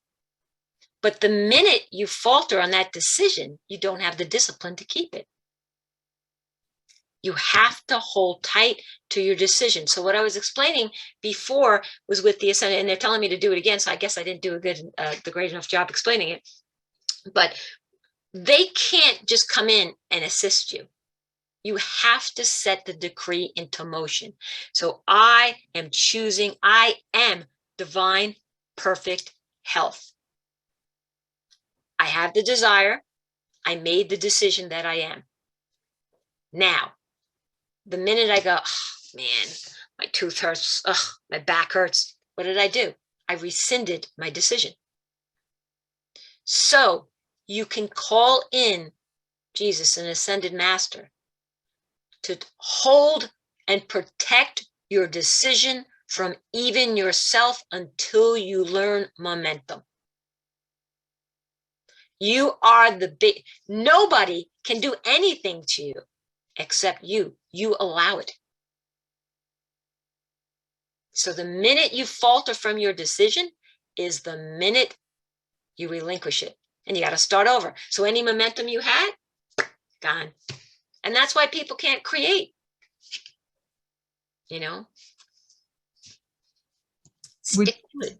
Sorry, if I could, would you say that doubts then, that like once you make up your mind, once you decide and you declare your sovereignty, then it's really important not to go back into all of the reasons why you are unworthy of that, or into worry, or Well, let's put it this way, and we're going to make this very clear because this is how they want to tell you this. When you, yeah, okay. When you focus, what are they doing with the vax for the people? They focused everybody on fear, correct? There isn't a darn time when you can turn on a TV and not see save your people.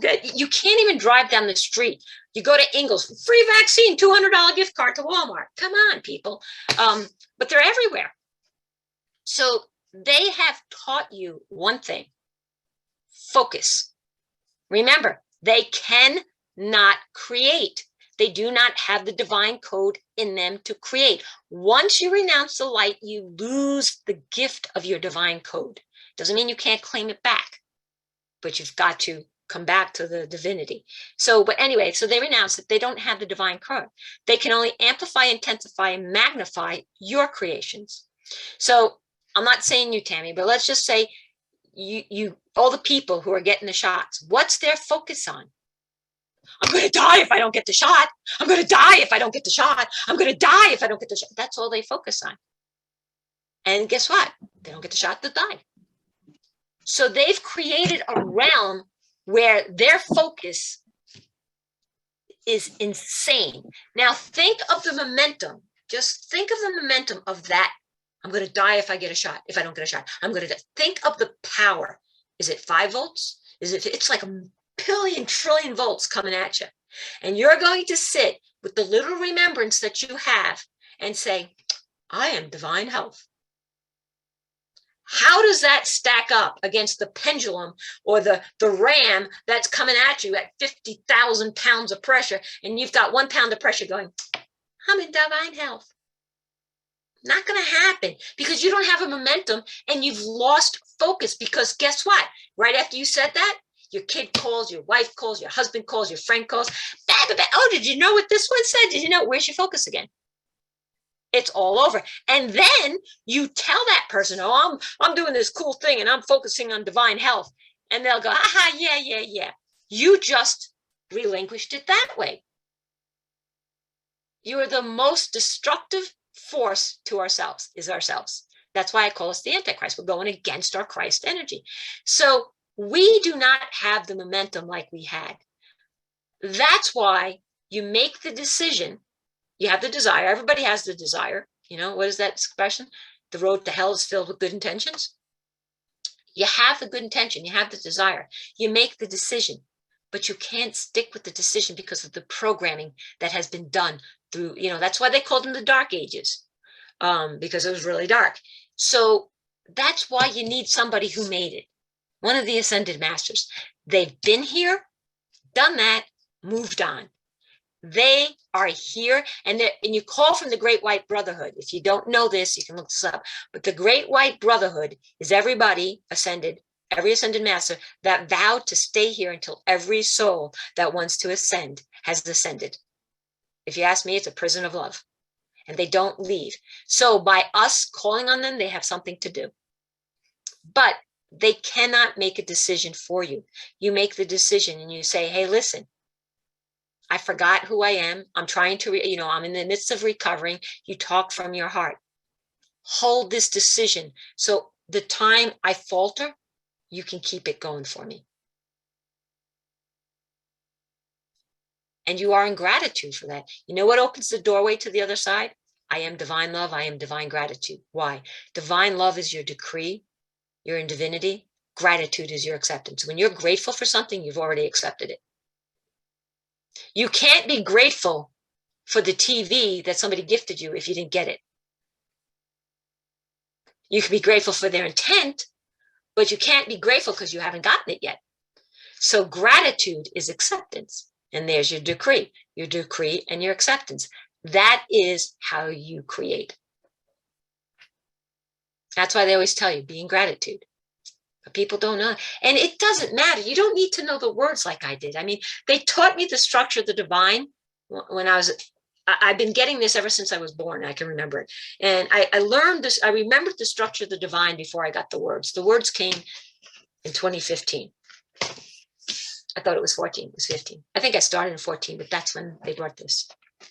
So it doesn't matter. It doesn't care. Where's my focus? So you must focus if you choose to do this. And all this is distraction, you know, and as a community, everybody assists stuff. So that's why my intention is to have this community of such great people who really want to go the extra mile, who don't want to default. They want the golden age. And how is it, and I'm just going to put these questions out there, somebody explain these things to me. If you can't serve two masters, and it says right in there, you can't serve money, it's money, it's a fiat. Do you know what a fiat is? A fiat is a decree. When you make a fiat, you can look it up, it's actually a decree. Why do you think when they took us off the gold standard, they called it a fiat dollar? They decreed it belonged to Satan. It's a fiat. So every time you exchange dollars, you're exchanging satanic energy, you're contracting. Isn't that so nice? Isn't that just special? You know, I have friends who are truly, truly sovereign. They only use US Treasury coins because they do not belong to the Federal Reserve. They belong to the Treasury, and they belong to the people. The people created our money. There's no, it's not through the central banks. Bankers are, you know, it's gangster banksters. So they all belong. So when I tell you everyone on this planet has contracted with Satan, I'm not BSing you. If you own one of these, and here's living proof, because as a little kid, I used to ask my dad about this all the time. You know, hey, Dad, why does it have all this evil stuff back here? And it says, in God we trust. Never gave me an answer. So when I was chatting with Gabriel one day, and the day, actually it was the day of the Bible, and he tells me where to start now. This is why it's in here. To this day, from 2015, I keep this here because I started with the New Testament. He told me, forget the Old Testament. That was the law back then. You're under the grace. You accept Jesus. You're under the grace of the divine. Okay, great. So I was reading this, and my friend Wayne calls. And I was outside on the porch, and I didn't want to lose the thing. And there was a dollar bill sitting on my table. So I stuck it in there just like this, closed the book, had my phone conversation. I get off, I look at this, I open it up, and I see the back. And I went, hey, I have a question for you. Why does it say all this? You know, the same question I had. And it says, in God we trust. And you know what my answer was? Read the commandments. For weeks, I read the commandments. I got no answer. I was a thick Italian, you know, calabrese. I couldn't get anything. And then I was like, I'm getting frustrated. So he said, focus on the first one. And the first commandment says, I am the Lord, I am the Lord thy God. I am thy God, my God. Thou, me, shall not have any other gods before me. And it was at that minute, after doing this for like 3-4 weeks, I finally had the aha moment. Holy poop. Everybody's a god. Which god's on the back of this dollar bill? Satan's a god. And then the floodgates just opened with Amen Ra, how they make you say amen, and the religion, and then the words, all the words came to me all over this. And that's why to this day, it's still in that spot of the New Testament. So every time you exchange this, it's in there. Give to Caesar what belongs to Caesar. Give to God. And at that time, it meant the divine creator. Give to God what belongs to God. You don't want this. How many people use this over gold? I am the riches of the divine creator. And what do you have dominion over? The earth and everything on it, in it, above it, below it. Where is gold? But let's fiat to all the morons that have no clue, all of us. And they throw it in our faces, like, look at the idiots, as we wear our masks. Look at the idiots. I have never to this day put a diaper on my face, and I will not. It's against my dominion, won't do it. But if you've ever switched this, which we all have, you pay for everything with this. You know, they call it the almighty dollar. Think of the words, almighty. Excuse me? But yet, if you pick up a Susan B. Anthony dollar or any of the treasury dollars, people look at it like it's nothing because that has power. This does not. This is Satan. So we contracted. So we've got to claim back everything we contracted. And that's the whole power of this stuff. And that's what they're doing to us. And we're just sitting down and they're just laughing at us. So not my world, not my timeline. I don't play these games anymore. Mhm. Mhm. All right, I have one quick question about that, and then we have Erica has her hand up. And since we're talking about money, how does that relate to the new quantum system that people talk about, where it is supposed to be quantum and currency backed, that is backed by like gold and that kind of thing, and back to the people? So do you feel that that system coming in would change that whole negative contract, and the new system, that won't be an issue? Okay, so first let's get something straightened out here. The quantum, Charlie Ward used to call it the quantum computer until he asked me to come on. And I was asked because the quantum system, as you want to call it, has been around since the dawn of time. It has never left. It is run. It is a higher dimensional being that holds everything that is, we should say, some people call it the Akashic records, but most people have no clue what an Akash record is. There's 50 million different Akash records. So, but what it is, and they all used to call it the quantum computer. It is not a computer. It is quantum consciousness. The QC is quantum consciousness. It is a 12th dimensional being and knows everything.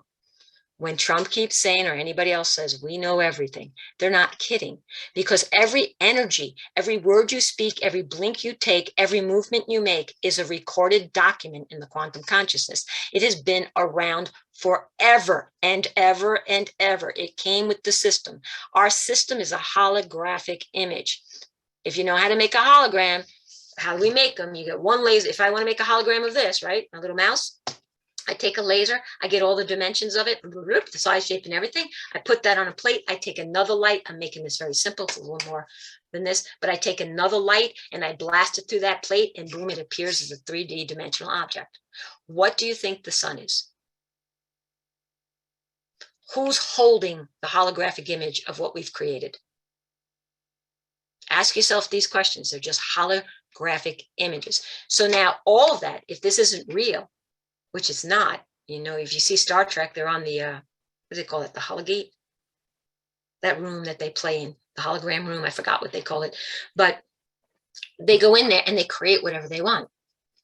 That's why you are the king and queen of your dominion. You can create whatever you want. The holodeck. Muchas gracias, Karen. The holodeck. So that's why you can create everything. This is why Gabriel says all the time, you're the master of your dominion. You're the master of your world. You don't like it, change it. I can't change your world. You can't change mine. I have the only authority to change my world. So the quantum system holds the entire records of everything. Everything. It's been around forever. It's a 12th dimensional being that's holding this planet in place, the holographic image. It's what sometimes they call the divine watchers, okay? On that is something called a ledger, a quantum financial system. It's a ledger system. So now imagine yourself as, you're all divine light, you're quantum. In the quantum field, which by the way, I believe it's your 9th strand of your DNA is completely, or the 11th to 12th strand is connected. They're all connected, but that is the big gateway into it. So if you get into those strands, and if you're in that quantum field, which a lot of people have gone, we do these meditations that take you there, you know everything. You know everything. This is why I love questions. You know how much I learn by questions? Because I just bypass my mind and I stay in the quantum field. And I'm like, oh, I didn't know that. That's really cool. Some things that come out of my mouth, I'm so impressed with, like, wow, I didn't know that. I love questions because I don't know what to ask anymore. It's so cool. I love questions, but I learn so much with questions. Negate, ab initio. I remember so much. But that whole quantum field, it's in there. So now if I am attached to that quantum field and Tammy goes to take money out of this quantum field that I can connect to and go to buy a contract to kill somebody on it, I'm going to know it. And I'm going to kibosh that. I'm not going to let it happen. Only when we, the people, decide on that. And this is why the bull crap is coming out of what you're hearing about the QFS and everything else. They don't want you to know that you have the power over all this. Now, the gold that's in there, they're all full of poop. Again, this is all lies. You're being lied to so much. And don't trust me. Take it to your own heart. Close your eyes, connect to your Christ consciousness and ask, is this truth or not? It's easy to start with yes or no answers. If you're going to ask a question that's going to give you 50 words and you've never done this before, it's going to be a little more tougher. So ask yes or no. Is this my truth? Yes or no? And trust what first thing comes to you. And ask this question, is this truth? Is what she's saying truth? All the gold has always been in the system. What happened to all the gold we were backed by? Just because they decreed they're not backed by it, where did it go? The Grand Canyon, take a shot of Google Earth and look down into the Grand Canyon. All the equipment for mining has been stopped. We had too much gold. We had to stop it. It was flooding the markets. It's all there. The QFS has always had and will always have all the gold needed. Nobody's putting money in the QFS. No gold needs to be, it's in there already. Everything, because that system will work in synchronicity in the hollow deck of 5D. It's not part of 3D. It's a 5D system. It's already established. It's for the transition, because when we transition, and the way showers who light the way so everybody can see, wow, look what they're doing, I want to do that. How do I do that? And it's just remembering, it's just knocking the programming out, resetting it and remembering. And when you get to the 5D, you don't need money, because you'll use the universal particles to create whatever you want. You want food? You don't need med beds. You are the divine. Does Jesus need a med bed?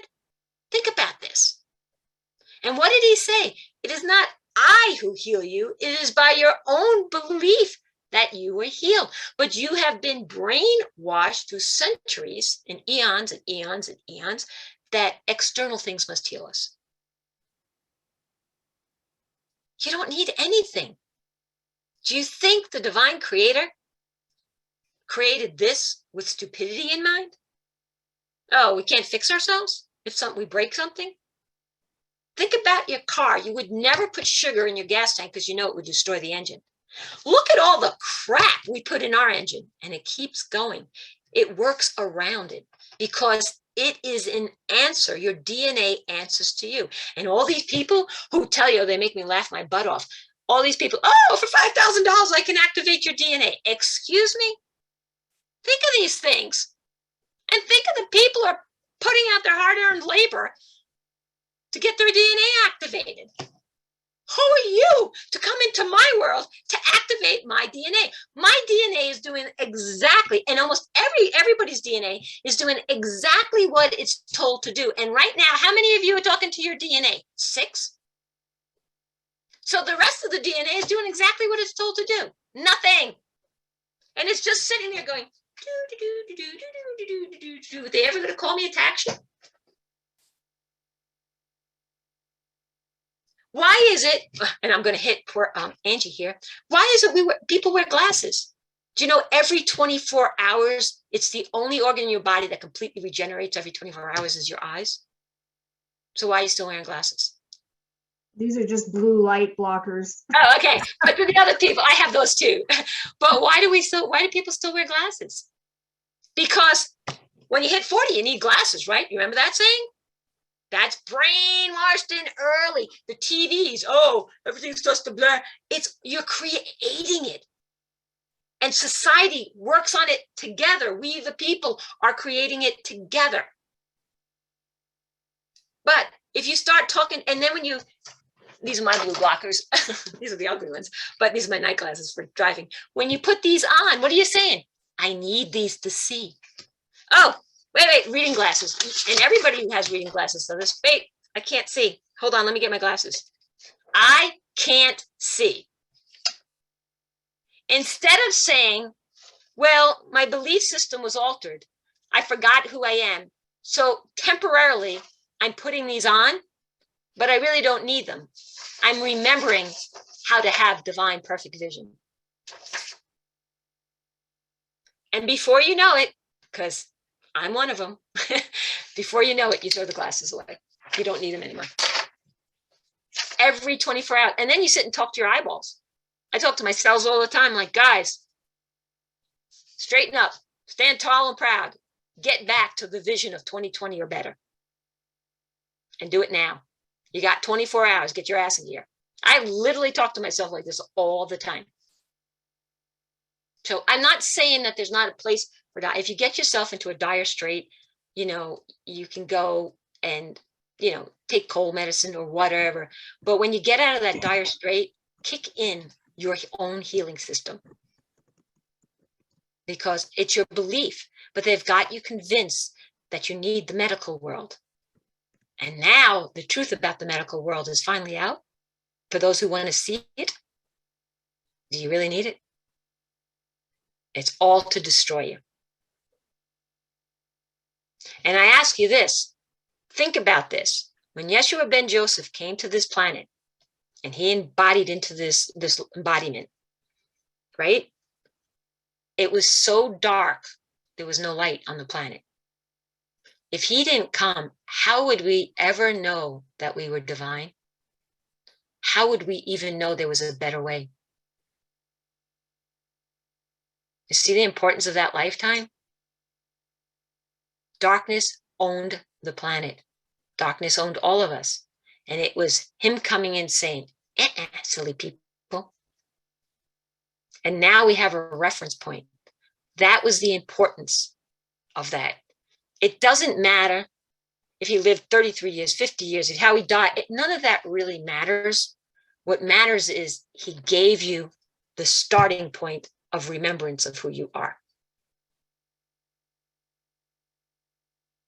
Where would be your reference to divinity if Yeshua didn't come? How would anybody? Our divinity would have been seen. And we're at that point again. What are the kids learning today? Now, I'm sure many of you, your kids aren't like that, but look in general society. What are the kids learning? They don't know history. They have no idea. How many parents bring them back to this? Very few. They learn it from the churches, especially the Catholic one. The Catholic Church is the largest. Do you know what the largest country in the world is with the most people? Vatican City. It's an independent country, and it is run by one piece of poop, Satan, who has absolutely no power over us. But that's why it's a religion. They are religioning you back into the legion of Satan. And when you go in a Catholic church, for any of you Catholic, and you make your baptism, what do you give you? Godparents. You have divine godparents, truly. There are parents, the divinity helps you come into this world and assists you. That's what they call your guardian angels, your higher self. That's all part of that. But when you get baptized in the Catholic Church, you have two godparents stand up and say that they promise to teach you and align you with the Roman Catholic Church. They've just overridden you until you come 13 years old. That's what's written, even in the UCC codes, when they take away your strawman account. When you become 13, even Jesus went to India to claim his majority. Majority doesn't mean 51%, it means magistrate. They changed that too. So when you claim your magistrate, all you do is set up a trust, and that strawman account gets dumped into your trust. But you don't know that, do you? Because they've convinced you don't know what you're doing. So when you become 13, before 13, you're under the guidance of your parents. And if your parents, your guardians, if your guardians do not take care of you and protect you, and they get godparents who sit there and they promise to align you with the Roman Catholic Church, they just sold you to Satan. The largest is the Vatican. Mhm. Pretty sad. You know, think about that whole thing. Really think about what the Catholic Church does with communion. Here, drink his blood, eat his body. Is that a little sick? Is that kind of like, you know, satanic ritual? The divine doesn't stand on any ceremony. Do you need a ceremony? What's his face? I can't remember. I apologize. I don't remember his name, where he banged his hand and he just said, I'm healed. Was there any ceremony to that? No, but come, receive it from me, who I stand over you and you understand me. Please. Sorry, I get on my soapbox. I shut up. I think we're loving it. Erica, maybe we'll try to squeeze your question in here. Okay, thanks. Put my video on. Yeah. Hi. So I have glasses, and when you said I've had them since I was 12 years old, and it's like my crutch. I have perfect health, so I'm all ears about that. My question is probably a more to me, it feels like a practical question. But I'll say that for the last 2 years, I felt like an observer of the world, and I haven't gone along with what's happened. Like, I'm in it, but I'm not a part of it. And I haven't had a sniffle or anything. So I haven't got caught up in it, right? And so I haven't had the vax, or I haven't had I've been fine.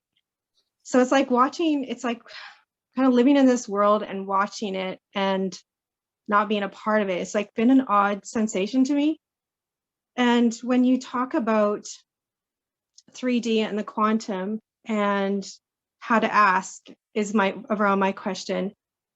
So when you say like asking or talking to like to be 5D or the quantum, is that like verbally or by thought or action? Like, I feel like my actions, I'm who I am. I'm trying to be that person.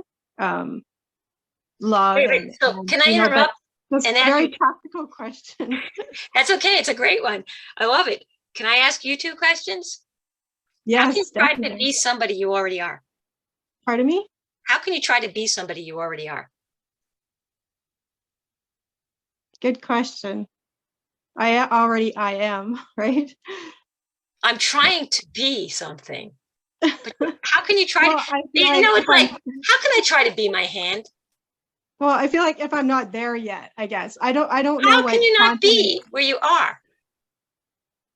Who you are? I am where I am. It's like, I guess like I really, for quite a long time, I wanted to, but this is what they do. They try to tell you, and it's all these new agers. Oh my God. New age, new world order. Hello, people.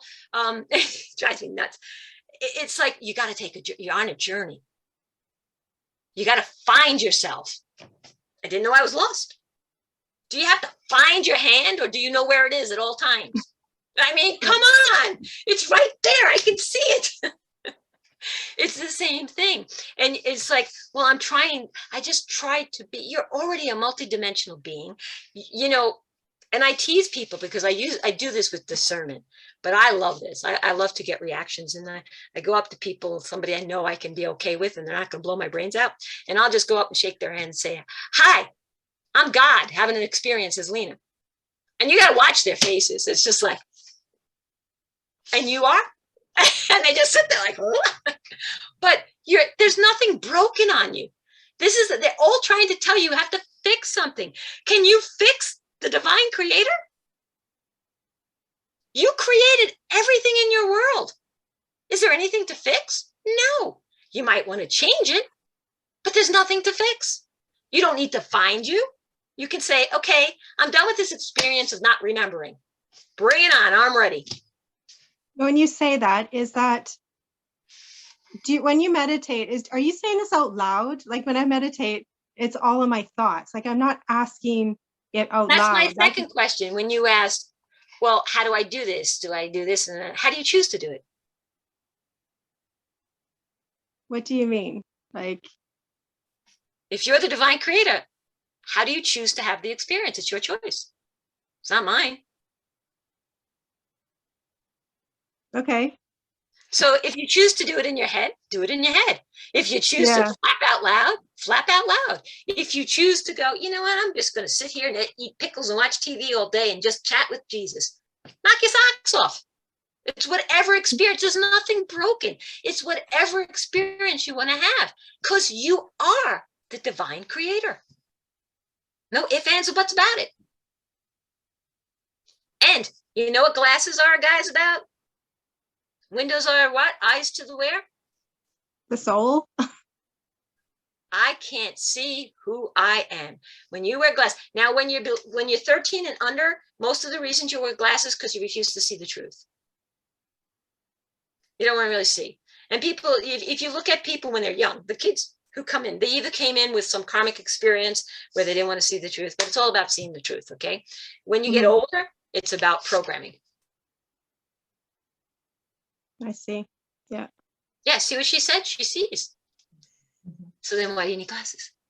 I see the light. I've been baptized. Hallelujah. Praise the Lord. Pass the ammunition. I do eye exercise and all kinds of things. I just need to tell myself I can see. And then I'm going to try this. I mean, I'm not trying, I'm going to do it. You know, it's believing it. Now, you have DNA. DNA is your divine natural attributes. It is the divinity that you are. It's your divine natural attributes. It's coming from your I am presence. It's in here to do with whatever you want. Your RNA is the realm. So right now you're in 3D realm. So it's projecting your divine natural attributes into the 3D realm. And you know what people say? Oh, I got to activate your DNA. Why? Because nobody's telling their DNA to do a darn thing. And what does your DNA listen to? You have dominion over everything. Your cells in your body, your DNA, everything listens to the king. And that's you. Or queendom, the queen in this case. But what did you tell your DNA recently? Have you said anything to it? Have you said, yo, dudes, I want my 2020 vision back or better? But it's a difficult situation. It's a different culture. So you're going to naturally have a transition period. And in that transition period, you're going to be doing this. Man, these things really have a lot of fingerprints on them. And you're going to be doing this, right? So instead of just doing this naturally, without thinking, without knowing, without being, you're going to say, hey, DNA, keep getting me back, keep the momentum. You're going to call on Lord Yeshua if you choose. And you're going to say, hold this decision, get these eyes back to 2020 or better, always better, because you don't know, the divine gives you blessings beyond your own self. So you always ask for better. And you're saying, I want 2020 or better, divine perfect vision. But in the meantime, I've forgotten who I am. So I'm just going to use these for now. I don't need these. They're not part of my world. So hurry up so I can throw these away. Every time you put them on, you say that. I love it. And you're breaking the habit. And how many weeks does it take to break a habit and reprogram? Anybody? 3. Usually, depending on how deep it is, it's usually like 3 to 16 weeks. So you know what happened to me? I didn't need them anymore. I didn't continue to ask to get better. So now, you know, when the light's a little dark, my light's behind me, and I'm like, why am I doing this? Because I stopped the focus. I went on to focus to something else. You know, I get excited. Oh, look what I can do. I'm like a little kid. Oh, now let's work on this, you know. I came in with scoliosis, severe scoliosis, the experience of it. That's what I was told. They wanted the back braces. They wanted the surgery. And what it was, for every embodiment, in the last couple embodiments, I did this. I tried to drag everybody forward. Because you know what? I could fix everybody. Did it in the last lifetime. I could fix everybody. No, I can't. I can't do a blessed thing. I need to help myself. So that was the karma I brought in. And I had back pain my entire life. And I started going, well, why am I doing this? So done. Get rid of the pain. And the pain's gone. I never focused on fixing the structure, but I don't care because I have no pain, you know. I should probably focus on the structure, but I'm like, that'll take too long. I got better things to do. So Just focus on it and just say, look at them, have fun with it. If you do things from bliss and happiness and love, you cannot create from fear. Because what is fear? Opposing, negate, ab initio, not opposing. Nothing opposes the light. Renouncing the light, renouncing your authority, renouncing your dominion. If you are in fear, you're telling all systems to shut down. I'm putting a concrete bucket over the divine light that I am. So have fun and go, I wonder why I created this, putting these things on. I'm done with this creation. And you simply ask, are you done with wearing glasses? Definitely. Do you still want that experience? The experience of not having them. But do you want the experience of wearing glasses anymore? No, I feel they're a crutch. Okay. Like I said. So definitely not. that would be like saying to Jesus, yo, dude, why do you keep putting these things on? It's really that simple. And that gentleman who banged his hand, and I can't remember who he is, my apologies, did it right then and there. Be gone. So just talk to your DNA. Yo, DNA. And then call in an ascended master. And if you don't know the ascended masters, Yeshua is, head authority up there. So over there, Yeshua, Jesus, Yahweh, Isaac, whatever you like to call Jesus. Okay. Again, there was no J's in the Hebrew language, so his name couldn't have been Jesus. So his name was Yeshua ben Joseph, Yeshua son of Joseph. But it was really Emmanuel, son of Joseph. But anyway, doesn't matter. It's still your intent. And you just call him and say, I'm making the decision. I'm done. I'm making the decision to tell my DNA, give me back my 2020 vision. Why I chose to have this experience, I don't know. I don't care anymore. Do you need to know why you had the experience?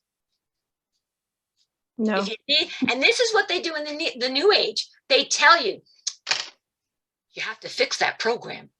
Let's go run down that rabbit hole and figure it out.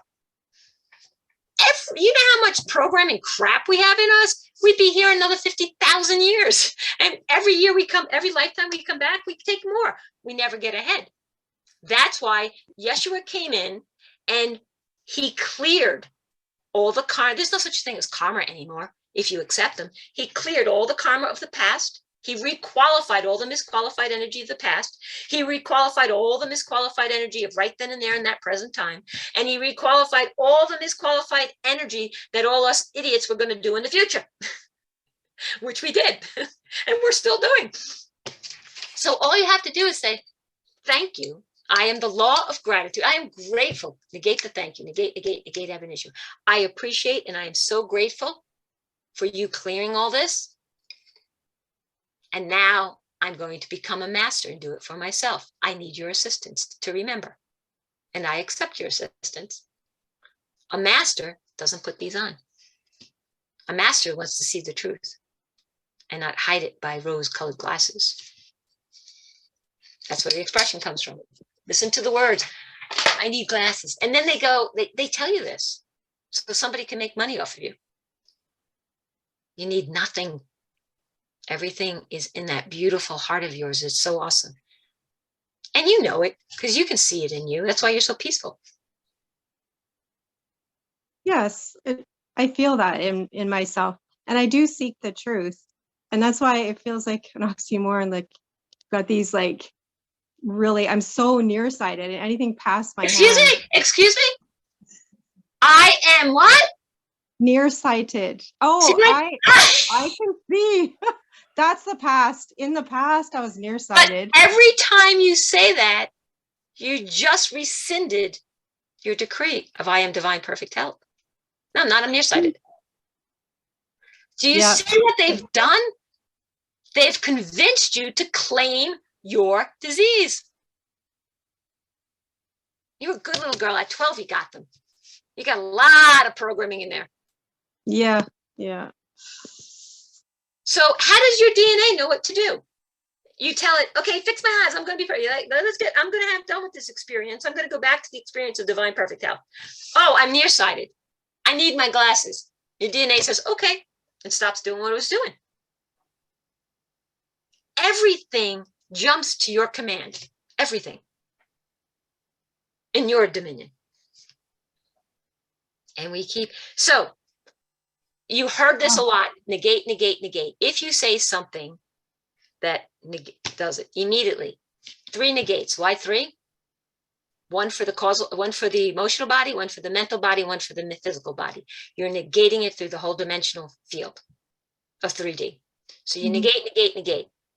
Now, ab initio is the most important thing. It is in the law of admiralty law. It is everywhere, and people don't even realize this. When you're in a courtroom and you say, strike it from the record, the court recorder strikes it, but it is still, it's stricken from the jury and stuff, but it's still on the ledger. It's not removed. When a judge or an acting attorney of the system says ab initio, it is removed from the record that it was never put into existence. Ab initio means to abolish and initiate new. That is your birthright. You are the creator. You can abolish any creation and initiate a new one. So if you say something like, oh, I need my glasses, I am nearsighted, negate, negate, negate, instantly negate it 3 times. You get it out of all the cellular memory in your physical, mental, and emotional body. You're negating it all. Ab initio, I'm abolishing it, and I'm initiating new. So you immediately follow with, I am divine, perfect sight. And that doesn't go out, because this is what people don't get. You hear this all the time, the law of attraction. They have destroyed what the law of attraction really is. What the law of attraction only comes in after the law of circle. And what happens is when you say, and this happens, we're going to use that big C word again. Remember, this is only for presentation. Remove it immediately. So the minute I say, or you hear somebody, let's say Jane, or no, we'll make up a name. Desk boy, we'll call him Desk boy because there's no person named that name. So Desk boy hears that he's got cancer, and he calls up and says, oh, look at the fear, right? Panic comes into his life. How much now? The universe doesn't care if it's negative power or positive power. A sine wave, 5 volts up, 5 volts down. It doesn't matter. You still get 5 volts out of it. I can do a lot with that 5 volts. So it's power, because the universe, you have free will. It doesn't matter which side of the spectrum you're on. It's still power. So now I'm taking that decree. I have that. Here's Desk Boy going, oh no, I've got cancer, with so much power that he's creating it. And then somebody comes along and says to him, well, you've got to undo that. You got to renounce it. I'm divine, perfect health. How much momentum was put into it? So the law of circle goes, when he stated that, oh my God, oh, Death Boy's yelling, I got cancer, I'm gonna die, I can't believe I have this cancer, right? And it goes flying out. It goes all the way out into the substrate. And as far, the power is as far as it goes. It just keeps going. If you go, it sticks here. And then it does what's called the law of circle, and it makes a big circle. As far as you put it out is the circle that it comes. It could take 5 lifetimes to come back. You don't know. But this is where the law of attraction comes in, after you engage the law of circle. So it goes out and it finds all the like energy in the system. How many people are in panic from cancer? And it grabs all of it. It attracts it. And it comes all the way back and back and back and back and back and back. And this is why children who are being born have cancer. Because it's coming back in this, and it throws it at your feet. And now you're standing in this lifetime, you can't get out of your way, and you don't even know what's going on. It could be anything. I hate you. You're a piece of crap. I can't believe you destroyed my life. You deserve to, blah, blah, blah. That goes out. 3 lifetimes later, it's at your feet. 2 lifetimes, maybe this lifetime, but you don't know it. And you're standing in a garbage pile of hate, and you can't comprehend, negate out of yours. You can't comprehend why you have so much hate in your heart. Why children are born with cancer. It's all, everything we created. You know how you stop that? Thank you, Lord Yeshua. Praise you, Jesus. Hallelujah. Pass the ammunition. Praise the Lord. You're grateful. That's why he's called a savior. He's going to save your butt. It's real simple. And everybody complicates this. It's so, so simple. So you just have to stop saying all these lousy things to yourself. You're so awesome. You know that. You don't need me to tell you that. You just Yeah, that's right. Yeah, that's awesome. Thank you. I can be doing that. And go, I'm tired, because anybody wears glasses, those stupid marks that they leave here. I'm tired of those things hurting my nose all the time. I don't need this crap. Why did I create this? I'm done with it. When they told me I had a tumor in my pancreas, I panicked, right? Who wouldn't? I did. I'm human.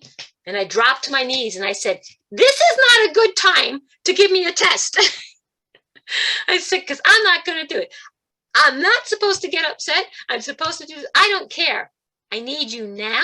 My decision is to get rid of this. Step up and assist me immediately. And the first thing I found was all this stuff. And here I am. 2014. How many years that was? So it works.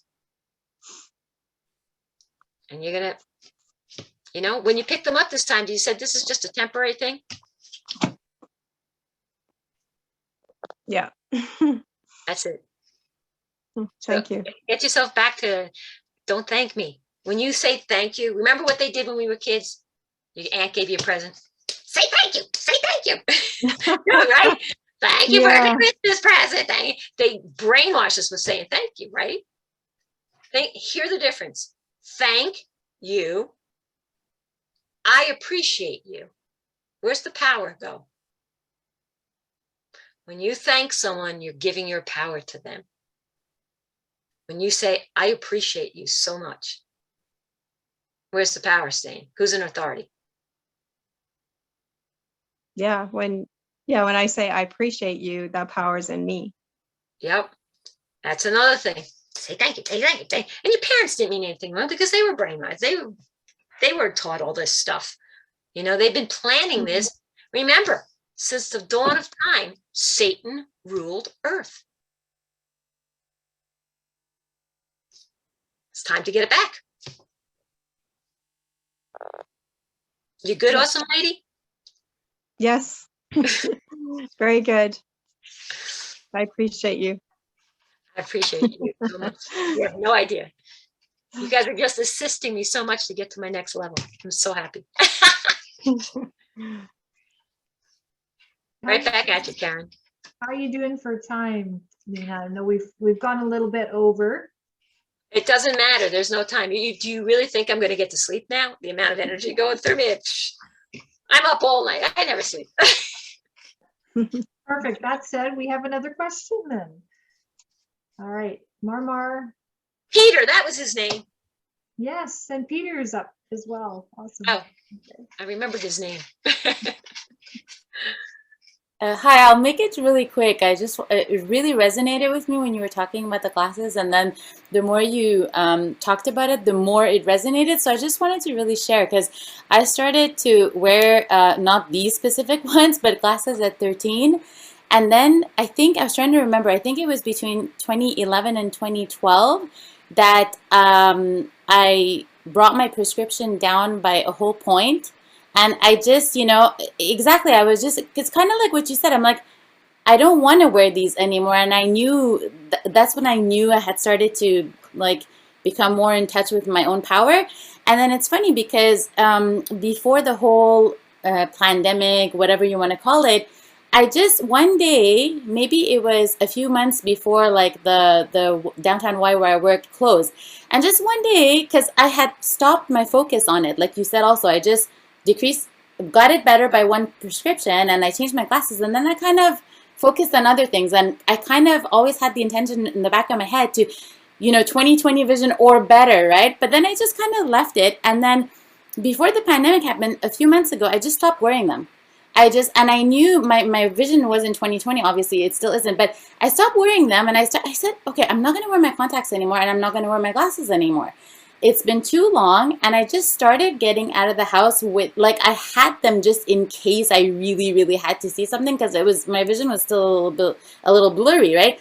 But I started going, and I started to, like, you know, like every day not to wear them. And then interestingly enough, when everything went into lockdown mid-March of 2020, and I came home, my focus completely changed again. So I had noticed that my eyes were getting better the minute that I stopped wearing them, and my contacts too.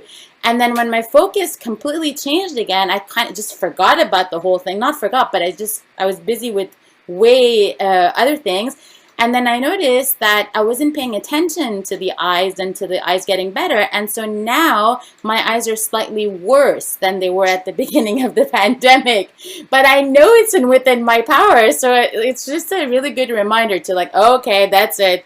But I have them, and I haven't changed them for years, because I know, like, my husband keeps telling me, like, you know, just, you know, focus on your eyes. And he keeps reminding me. And I'm like, I know these are my last pair of glasses. I know I can do this. And they're like, oh, they're super old. And I don't want to get a new pair because I know I can heal my eyes. So I appreciate you and this whole conversation, because it's like, okay, it's time to, you know, put the focus back on it really, really, like, intensely, and just do this.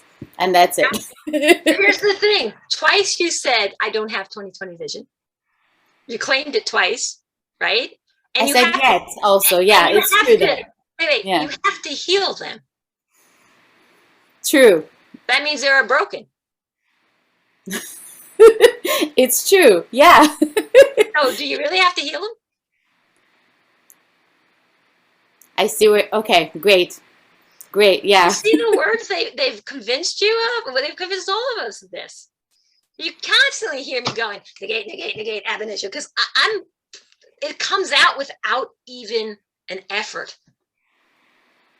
I think I need to refocus then the experience, because in my mind, even when I tell the story, for me it was like, oh, I healed my eyes, but partially. So even that then needs to change, because they were not broken in the first place since 13, right? So it is a reframing, or using the different words. So I shouldn't embrace even the word experience. Yeah. It's just so I an shouldn't. experience. Yeah. If it's just an experience, you can decide to continue with this experience. It's kind of like being with a partner or going to dinner. It's an experience. You hate Fridays, you're never going back to Fridays. It's an experience. You created this. And that's why it's important for people to really get the message. Like when they say, oh, he makes me so mad. Well, if he makes you so mad, then he's the only one who can make you unmad. You gave all your power to that person.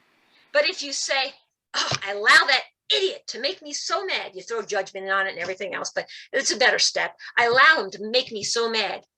You allowed him, so you can change that. So if I broke my own vision, let's say at 13, if I created the problem, I can create the solution. So you instead created the experience, see, it's already a problem and it's broken. You created the experience, because what is creators? They only have experiences. So you created, okay, I created a tumor in my pancreas. I got it. It's the 0 point. As soon as you said Yes. experience this time, I got it like exactly. Here's what you say. Holy Toledo, what a great creator I am. Look what I created. I got excited. I didn't in the beginning. Believe me, the knee-jerk reaction was panic. But then, you know, the knowing kicked in and I said, okay, I've got to change this. What an ass-kicking creator I am. But you know what? This proved I'm a great creator. I'm done with this creation. I'm done with it. I'm going to go create something else. So Awesome. Done with this. And I never focused it on it again. Never. And it was my family that dragged. I said, listen, I'm only going to make you guys happy because I know it.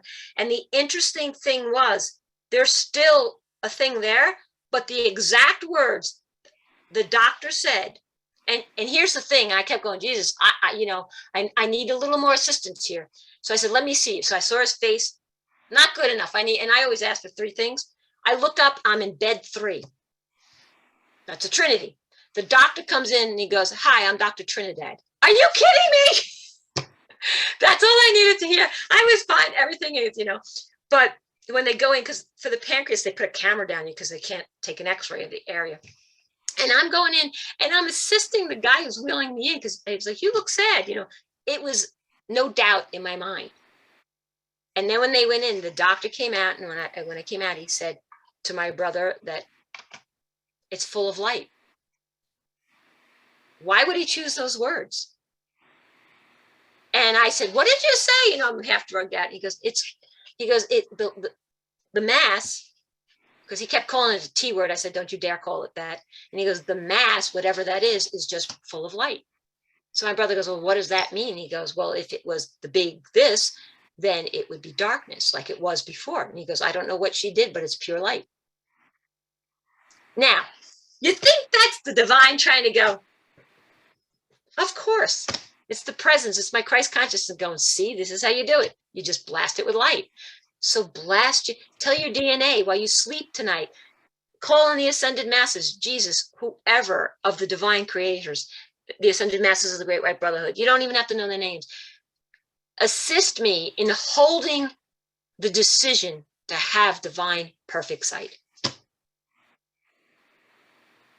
I'm done with the experience of not seeing the truth. I definitely received that code. The second you said, the second time you talked about experience, I felt the shift. I received the code, and it's like I knew something shifted in me, and I'm really, really grateful for that. So awesome. And you know why this is? Because it resonates with you. It's who you are. Absolutely. People have been told for so long they're garbage. I'm just going to say it this way. The divine creator, God doesn't create crap. We wouldn't be here if we were garbage. But we've been brainwashed that we're garbage. And you know what brainwashing is? It's like you wash a dish, you clear it all off so you can put new stuff on it. Well, they washed all our divinity off and they put poop on it. So done with the poop. Let's go. Light it up. Give me divine wisdom, divine truth. I am the king, the queen of wise dominion.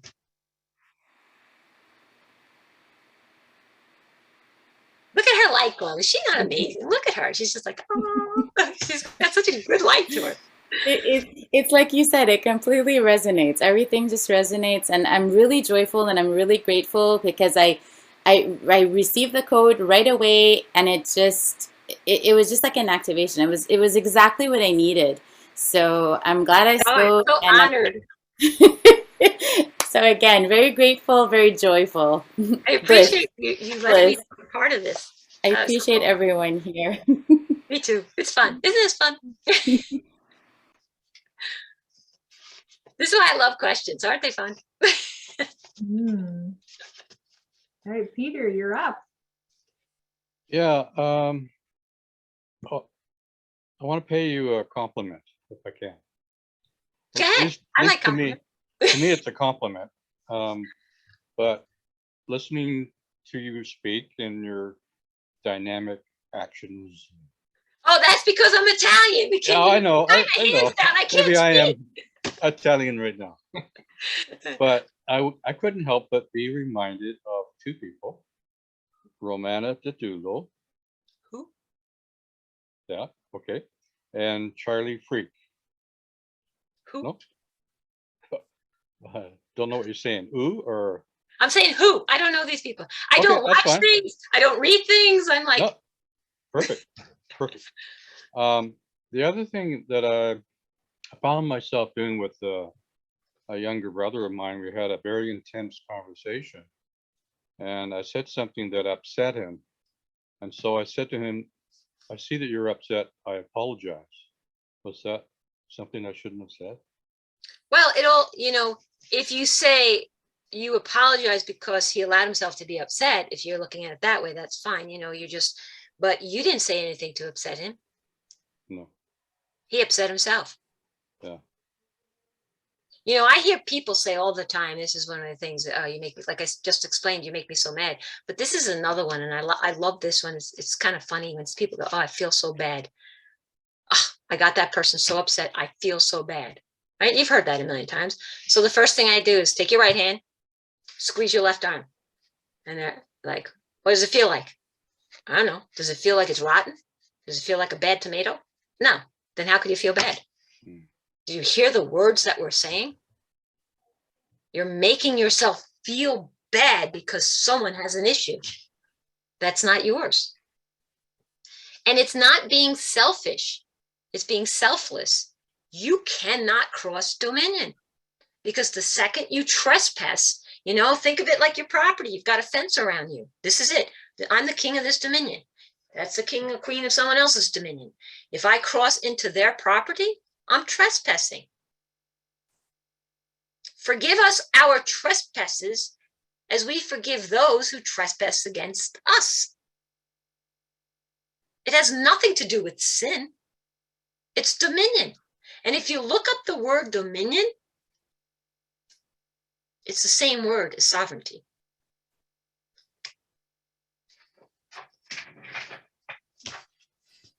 But they don't want you to know that sovereignty comes from divinity. Mm-hmm. So you mentioned the word sin. Could you tell us more about that? Sin is because you did something wrong, right? They had to remove the word trespass because that would empower you. You'd know, you'd start learning about dominion. Okay, so they said, ooh, you did something bad. Shame on you. Now you're broken. You're evil. You're a piece of poop.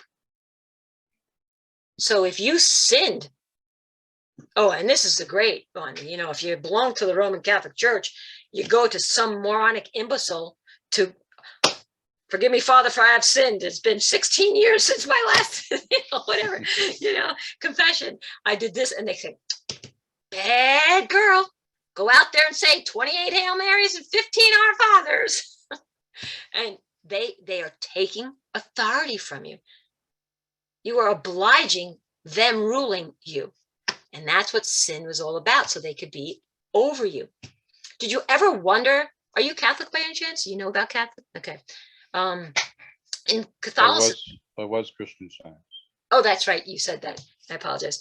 I forgot. The guys in the Catholic Church stand up on an altar. And the cathedrals, they're way up because the cathedrals are the ruling things. Do you know every city in the world cannot be called a city unless it has a cathedral? Because the cathedrals, they're part of Tatara, and they literally, they have a spire on top that takes the energy from the people and feeds the matrix. If you don't think the matrix is real, it really is. Remember, they have no power. So how do they power the system that keeps the veil over you? By your own cells. They suck them from us. They have absolutely no power. They're not divine. So you have to have a cathedral, and those cathedrals are linked by what they call ley lines. And everybody goes, oh, ley lines are part of Earth. No, they're not. They're exactly what they lay the lines. And when you look into the Masonic and how they built the buildings, it's the right angle, because you must have the right angle connecting to the other thing, the other building, whatever. So they lay the lines and they infuse the lines with satanic ceremonial force.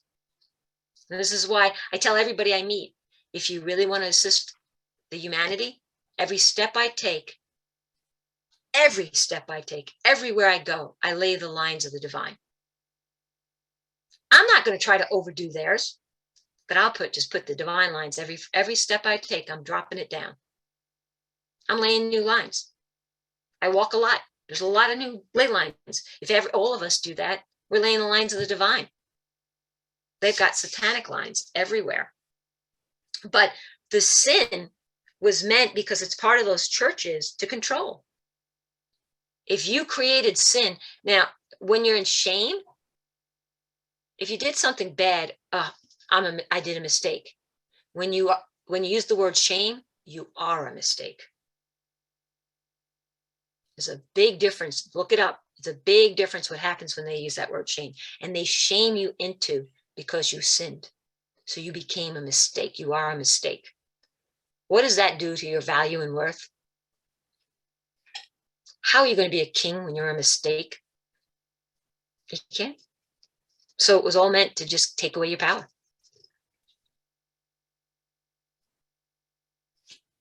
I'm going to put MC Hammer back on the map, man. Every time I do it, it's like, can't touch this. You got to do the can't touch this song. Nah, nah, nah, nah, nah, nah, nah, can't touch this. That's my theme song. It's always blasting out of my car, you know? Awesome. That's so fabulous. It looks like Shirley has her hand up. Hi, this is just so incredible. Just to listen to everyone, and to you, Leana, thank you so much, or I appreciate you so much. I was Negate born. that. You didn't negate it, so you gave your power to me. I really don't want it. I have enough of my own. Negate. Ab initio. I appreciate you. You don't have to do it. You choose to do whatever you want, but. Okay, so I was born Roman Catholic and all that stuff. My parents were immigrants from Italy as well, and all the stuff. And so when we all lived whatever we had to live. And then I know you spoke of New Age, but when I kind of awoke and had my experience like 15 years ago after my mom passed away, I remember having my experience of the journey of checking all these things. And I realized that the New Age was really, it was real age for me, because it was the awakening to all of the programming that I had no choice of what I happened to be in. So I know how you spoke about New Age, and I guess everyone can go in all these different ways, but I kind of called it real age because I thought, well, this is the real me, because I know now who I am. So I thought that was really, it was an enlightening experience. And I just want to ask you about, you're familiar with the beautiful statue La Pietà when Jesus died. Oh, the Piazza. Yeah, and his mother is carrying him, and he's lying on. Is it true that she helped bring him back to life? Well, he never truly died. He resurrected himself. But what it is true, Mother Mary, she's an ascended master. She has master. She's Kohan of focus. No, but she was chosen for the job because of focus. She could hold focus. When he was at the Nile and the alligator came up to chomp on him, most mothers would be go, right? She just sat there, held her divine focus, and talked to the alligator and said, go back in the water. Leave my son alone. How many mothers could do that?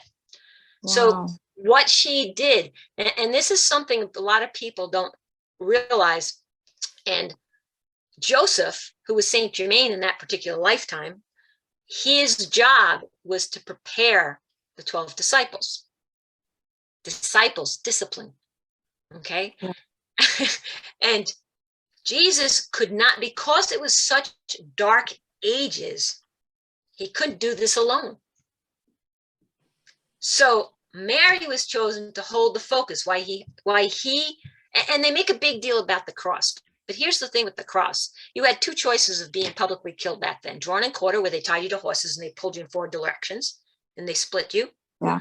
Or putting you up on a cross. That's how they did it. This is how dark it was. People also don't know how they used to torture people in the 1800s was they would put a hook and pull out your intestines, tie it to a tree, and then put you on a horse and spin you around so your intestines got ripped out of you. This is what we did in the 1800s. It was barbaric. So this is what they were doing back then. The cross has nothing to do with it. They make a big deal about the cross, bearing the burden. Oh, please. It's the way they kill things. They didn't draw and quarter him because if he was on the ground, they couldn't make a public spectacle of him. You wouldn't see it. This way, we could put him high on a hill and make fun of him. Yeah. So that's what the whole thing was with that. But you were going somewhere with Mary. Okay, got it. Thank you. So what happened was they got the disciples all ready to hold the energy so he could make his ascension. El Moyer was the one who we called father. El Moyer was the aspect of him on the other side that he connected to. And Mother Mary was a master at focus. If you want to learn to focus, you just call her in and you ask her to assist you with focus. When they took down my website, I'll be perfectly honest, I was devastated. I was in tears. We had built up so momentum and we had a big following. It's not a following, negate. We had a big community and they took us down, destroyed everything. And I didn't know how to rebuild it. So I got disgusted and I had to learn, and what they want to build a good website on a private server is like $50,000, $60,000. Well, I just didn't have that laying in my back pocket. So I said, okay, you want me to do this? Get me a website. And I left it at that. And I said, all of a sudden, this whole thing came to me. I'm not going into the whole story, but it came to me and I knew I could do it. I knew but I had to learn something. And I was still, my focus was where? Pieces of crap with what they did. I had this whole thing, how could they? So I called in Mother Mary. I said, assist me in focusing on what I'm supposed to do, not the anger of what happened. I don't want that experience, but I'm human and I am right this moment. I haven't mastered it yet. I'm struggling with anger. So focus me on the website. And you can ask everybody in my community. For 3 months, I did not sleep. And for 3 months, I wrote code and I learned how to write code. And that whole website that they wanted $50,000, $60,000, I did myself. And that's all for Mother Mary's focus. Oh, wow. So, but my decision was, all right, I'm going to do it. And I heard loud and clear because it was on Wix. Wix was sold to Google and they moved the company to Trinidad. They kept a lot of my money. They didn't give it to me. So I heard, you cannot go divine. You cannot do this path on the platform of Satan. So here I blamed it on the cabal for taking down my site. But the reality was the divine aspect of me was keeping me on the right path. Wix was fast and easy. I could do that in 10 minutes. I did it in like less than a day. I put up a site. It was super easy. Well, this wasn't, but that's okay because now they can't touch it. It's on a private server. So which was better? But the drama of me, I'm like everybody else. I was raised in this world.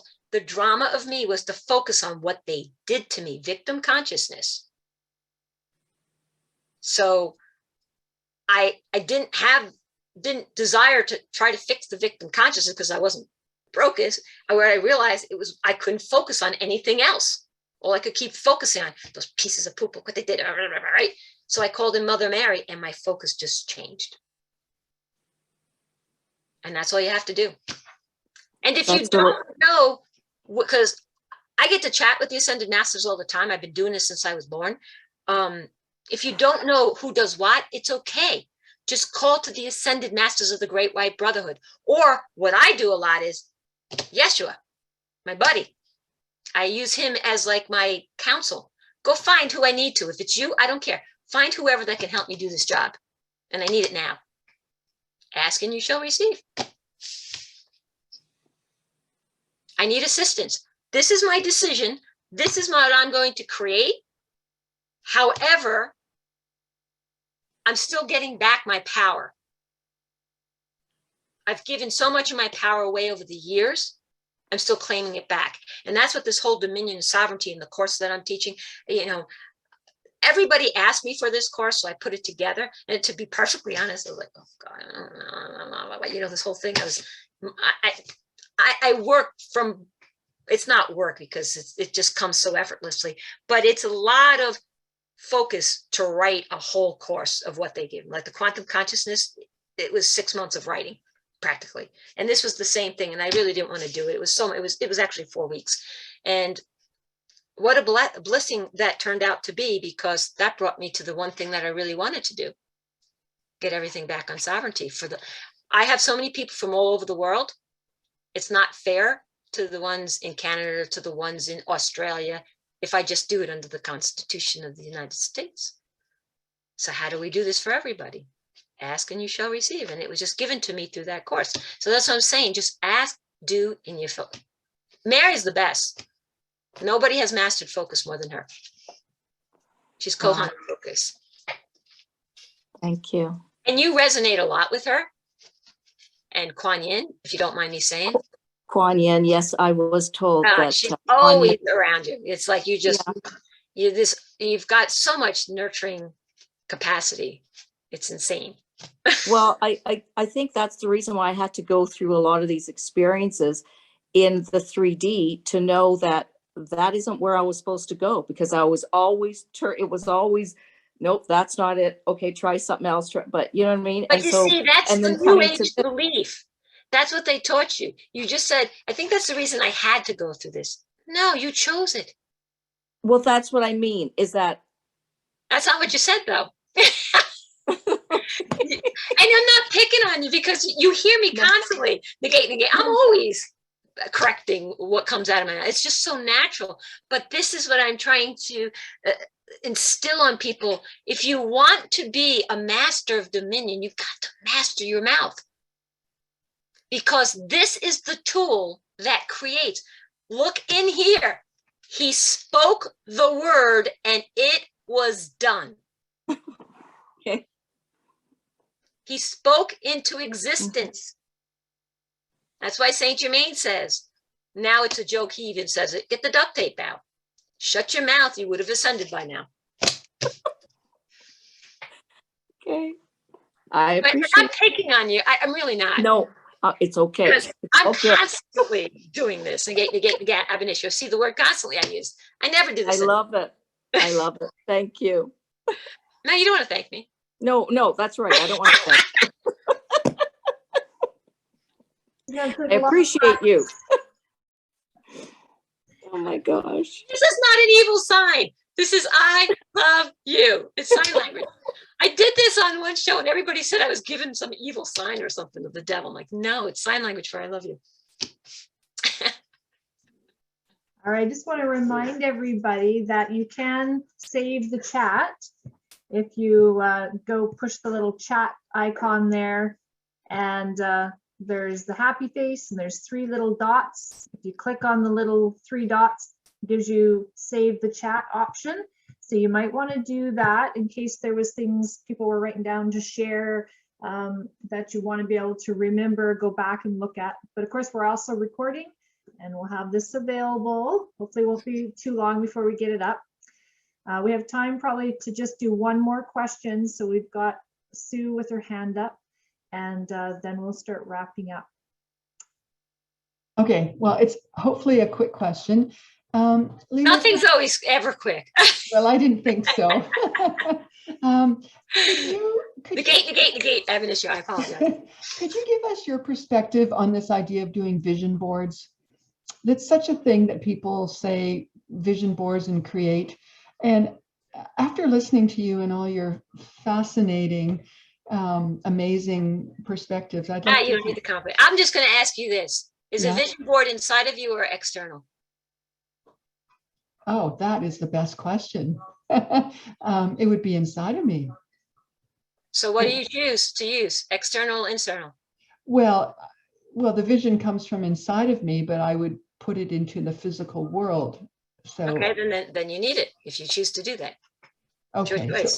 So is, I guess what I was asking more, is this a tool that is helpful, or is this a tool that just makes you feel like you need it, I guess?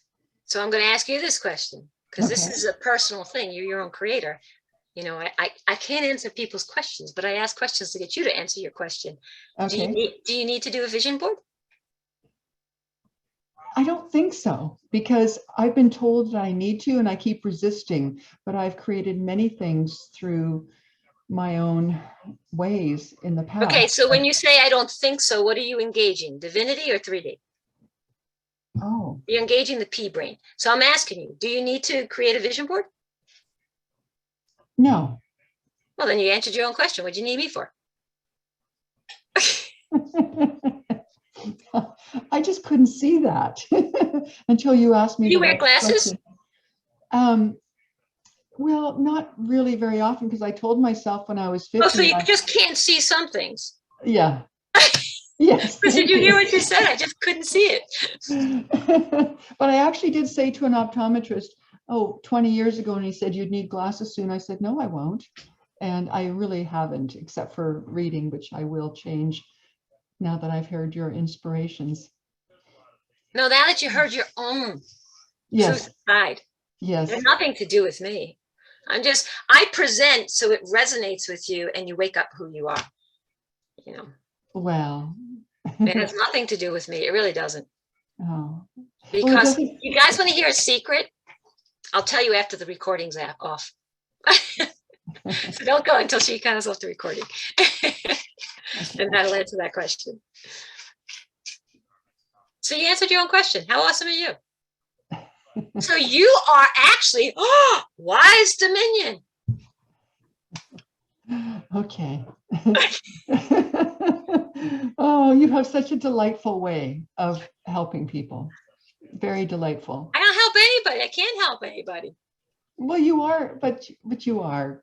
from No, my I just perspective. present and you come to your Yeah. own conclusions. Okay. You know, it's like they always try to nail me in these, when I'm asked to do some shows, is the earth flat or round? Is the earth flat or round? Because they want me to answer, commit to something. I'm like, well, what do you think it is? Does it matter what I think? I'll tell you what I believe it is. It's flound. The dimensions are flat and the energetic field is round. So what do you want to call it? It's flound. But you see, they're always trying to get you to commit to something. Mm. What difference does it make what I believe? How does what I believe affect your world at all? Mm. What we all should be doing is just carrying the light and blasting it to everybody. Because, all right, so we'll put this on the recording.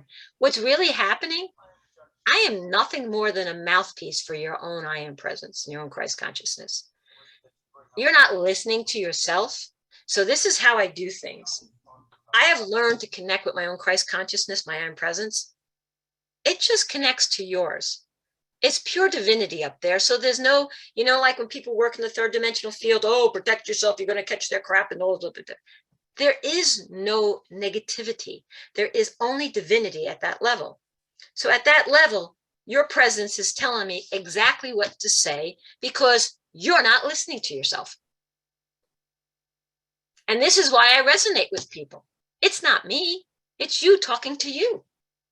I'm just the mouthpiece. I'm the audio thing, you know, I'm like the speech box and things. And it's just the programming, your energy is coming into my presence is going, it doesn't come into my field because we don't cross dominion, but my presence can chat to your presence and your presence going, yo, she's not hearing me. Sue's just not listening. Could you please tell her this when she asks this question? So when you ask a question, I just listen to your presence and that's the answer. That's why everybody gets different answers. And that's why I love questions because you guys know so much that I don't and I get to learn it or remember it. Negate, admonition. I get to remember it. How cool is that? Beautiful. Right? So you just answered your own, see how awesome you are? Oh, well, I think you're awesome. Thank you. Well, okay. You don't have to think I'm awesome. I know I'm awesome. So are you, right? We're awesome.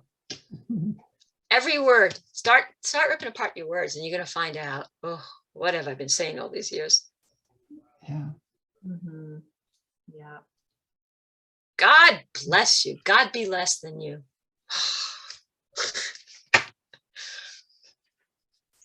And you know what's amazing? The old days. Remember, I don't know what they used to call that. Maybe somebody could put it or you can tell me. When they had the native Black people would always do where they like sing in church and they answer back and hallelujah, praise the Lord. You remember that? What's that called? There's a name for that. They're kind of, is it evangelism? Evangelist? The church? Where they all used to talk and sing and the preacher would be up there and they go, praise the Lord, hallelujah. Remember that? Whatever that's called. Baptists, I think. Baptists? No, it was originally what the black people used to do. And they were the most, see, this is what happened. They were the last Africa was the heart chakra of the earth. And the indigenous Black people were the last closest race to creation. That's why they had to publicly destroy them. See, they enslaved us quietly, but the Black people were so powerful, they had to destroy them. That's why they made public slaves out of them, to everybody to hate them, because they were the closest to the divinity, much so more than us. And they destroyed them. But they never said amen. It wasn't until they got into white man world. It was always hallelujah. Hallelujah is praising Yahweh. It's hailing Yahweh. Amen, amen is praising Satan. But if you go back to the old days, when they did those masses and stuff, they always said, hallelujah, praise the Lord. They never said amen. Now that's a new thing, amen. Now if you go to one of those masses, all the Black people say amen. Because they came into our world and we destroyed them. Isn't that nice? And here they're going on all about the slavery stuff. Please, we're all slaves. It doesn't matter. negate ab initio. We have gotten our freedom back. We're divine free beings. And it doesn't matter color, size, race, sex, gender. So everybody good? We're going to go create something awesome tonight? Yes. Everybody. And nobody has anything to heal, right? Because nothing's broken. That's right. That's right. As Gabriel says, you're the king, queen of your dominion. You create your world. You don't like it, change it. No exceptions, no excuses. Don't make an excuse. If you don't like your world and what's happening in it, change it. Done with that experience. Start a new one. Love it. Cool. So how many of you guys are on the East Coast? Might be easier to put it in the chat if anybody wants to. Where are you people all? Like where? Linda, Donna, Brendan, Eva, Shirley. Oh, somebody's in Alberta. Nova Scotia. Invite me. I want to go see Oak Island. Yeah. Okanagan. People, yeah, those people I just mentioned are on the west with us. Alberta. Yeah. Alberta. Okay, so we guys are up, you guys are up late. The East Coast. They are, yeah. Yeah. You guys are. They're with me. Yeah. Right. My family lives in Montreal. Montreal. Farmers from Montreal. There you go. Mm-hmm. Yeah. So, Well, I'm in Gatineau, not too far from Montreal. cool. Awesome. Karen, born in Montreal. It's a small soil. I love Montreal. But Coast here tonight. what was that? We're coast to coast here tonight, I would say. Yeah. Fred, all the way down to Nova Scotia. Oh, I cannot wait to get to Nova Scotia. I want to go to Oak Island. I was ready to go. I love Oak Island. Do you realize what they're doing? They're draining the swamp. Hello, does that sound familiar? They will discover as we discover. Hi, Michael. Hi. Hi, guys. Hi. What's I he? just I'm in Ontario. If that's what you're referring to. What did he say? You're cutting out. Sorry, I was saying I'm in Ontario. Is that what you're referring to? What's he? I'm an Ontarian. Ontario. What about Ontario? No, my family's in Montreal. I'm not really too familiar. I just drive up there, come back. Can't anymore. Yeah. Nice. All right. Well, I just want to say how much we appreciate all your generosity with your Yes. time tonight, Leana, and all the wonderful, wonderful information you shared. My pleasure. Oh, you guys shared it all with me. I'm so honored, And seriously, no joke. If you want to come, we have a great community. Come on Sundays. It's free. Check it out on Sundays. It's, I never know what time. I believe it's 1 o'clock on Sundays. We moved it early this Sunday because it was my birthday. But it's 1 o'clock, I believe, on Sundays, and then come and join it. And it really, you know, you can join an awesome community of like-minded people who are doing this every day. You can talk to the people who are just having massive catapults, and you know, it costs nothing for us. We do $12 a month only to cover the platform. It's an expensive platform doing it private. Wix used to cost me nothing, but then again, they kept all the money, so thanks, Wix. Anyway, so come and visit us. It's powerpassionfreedom.com. We'd love to have you join and just have fun with us. We have a lot of fun. We got a lot of nuts in here. All fit in then. Perfect. We all fit in, right? Yeah. Divine nuts falling from the tree of life. In our meat suits. Christine calls these meat suits. All right. If Everybody, have a everybody, wonderful night. yeah, if you want You. to say goodnight, feel free to unmute yourselves and you can say goodnight as you're heading off. We can hear all your beautiful voices. Good night, Leanna. Thank you so much. Thank That was you. wonderful. Good night, Good Hi, Leanna. sorry I was Bye. late. Good night to my Good night, newfound family, guys. Bye, Marmar. Beautiful Bye. evening. Good night. Good night. Love to everyone. Bye. Be tight. Patricia. Thank Go you. travel to the temple. Go see Yeshua. Have some fun tonight. Thank Good you. night. Great idea. Thank you. Bye. Absolutely wonderful. Yeah, so beautiful. Yes, beautiful. Thank you. Nice to see all your faces. Cheers, guys. Have a, Me too, Michael. You too. I love Michael. I appreciate you. Appreciate it. Thank you. Bye. Bye, guys. That was awesome. Thank you so very much. Love to all.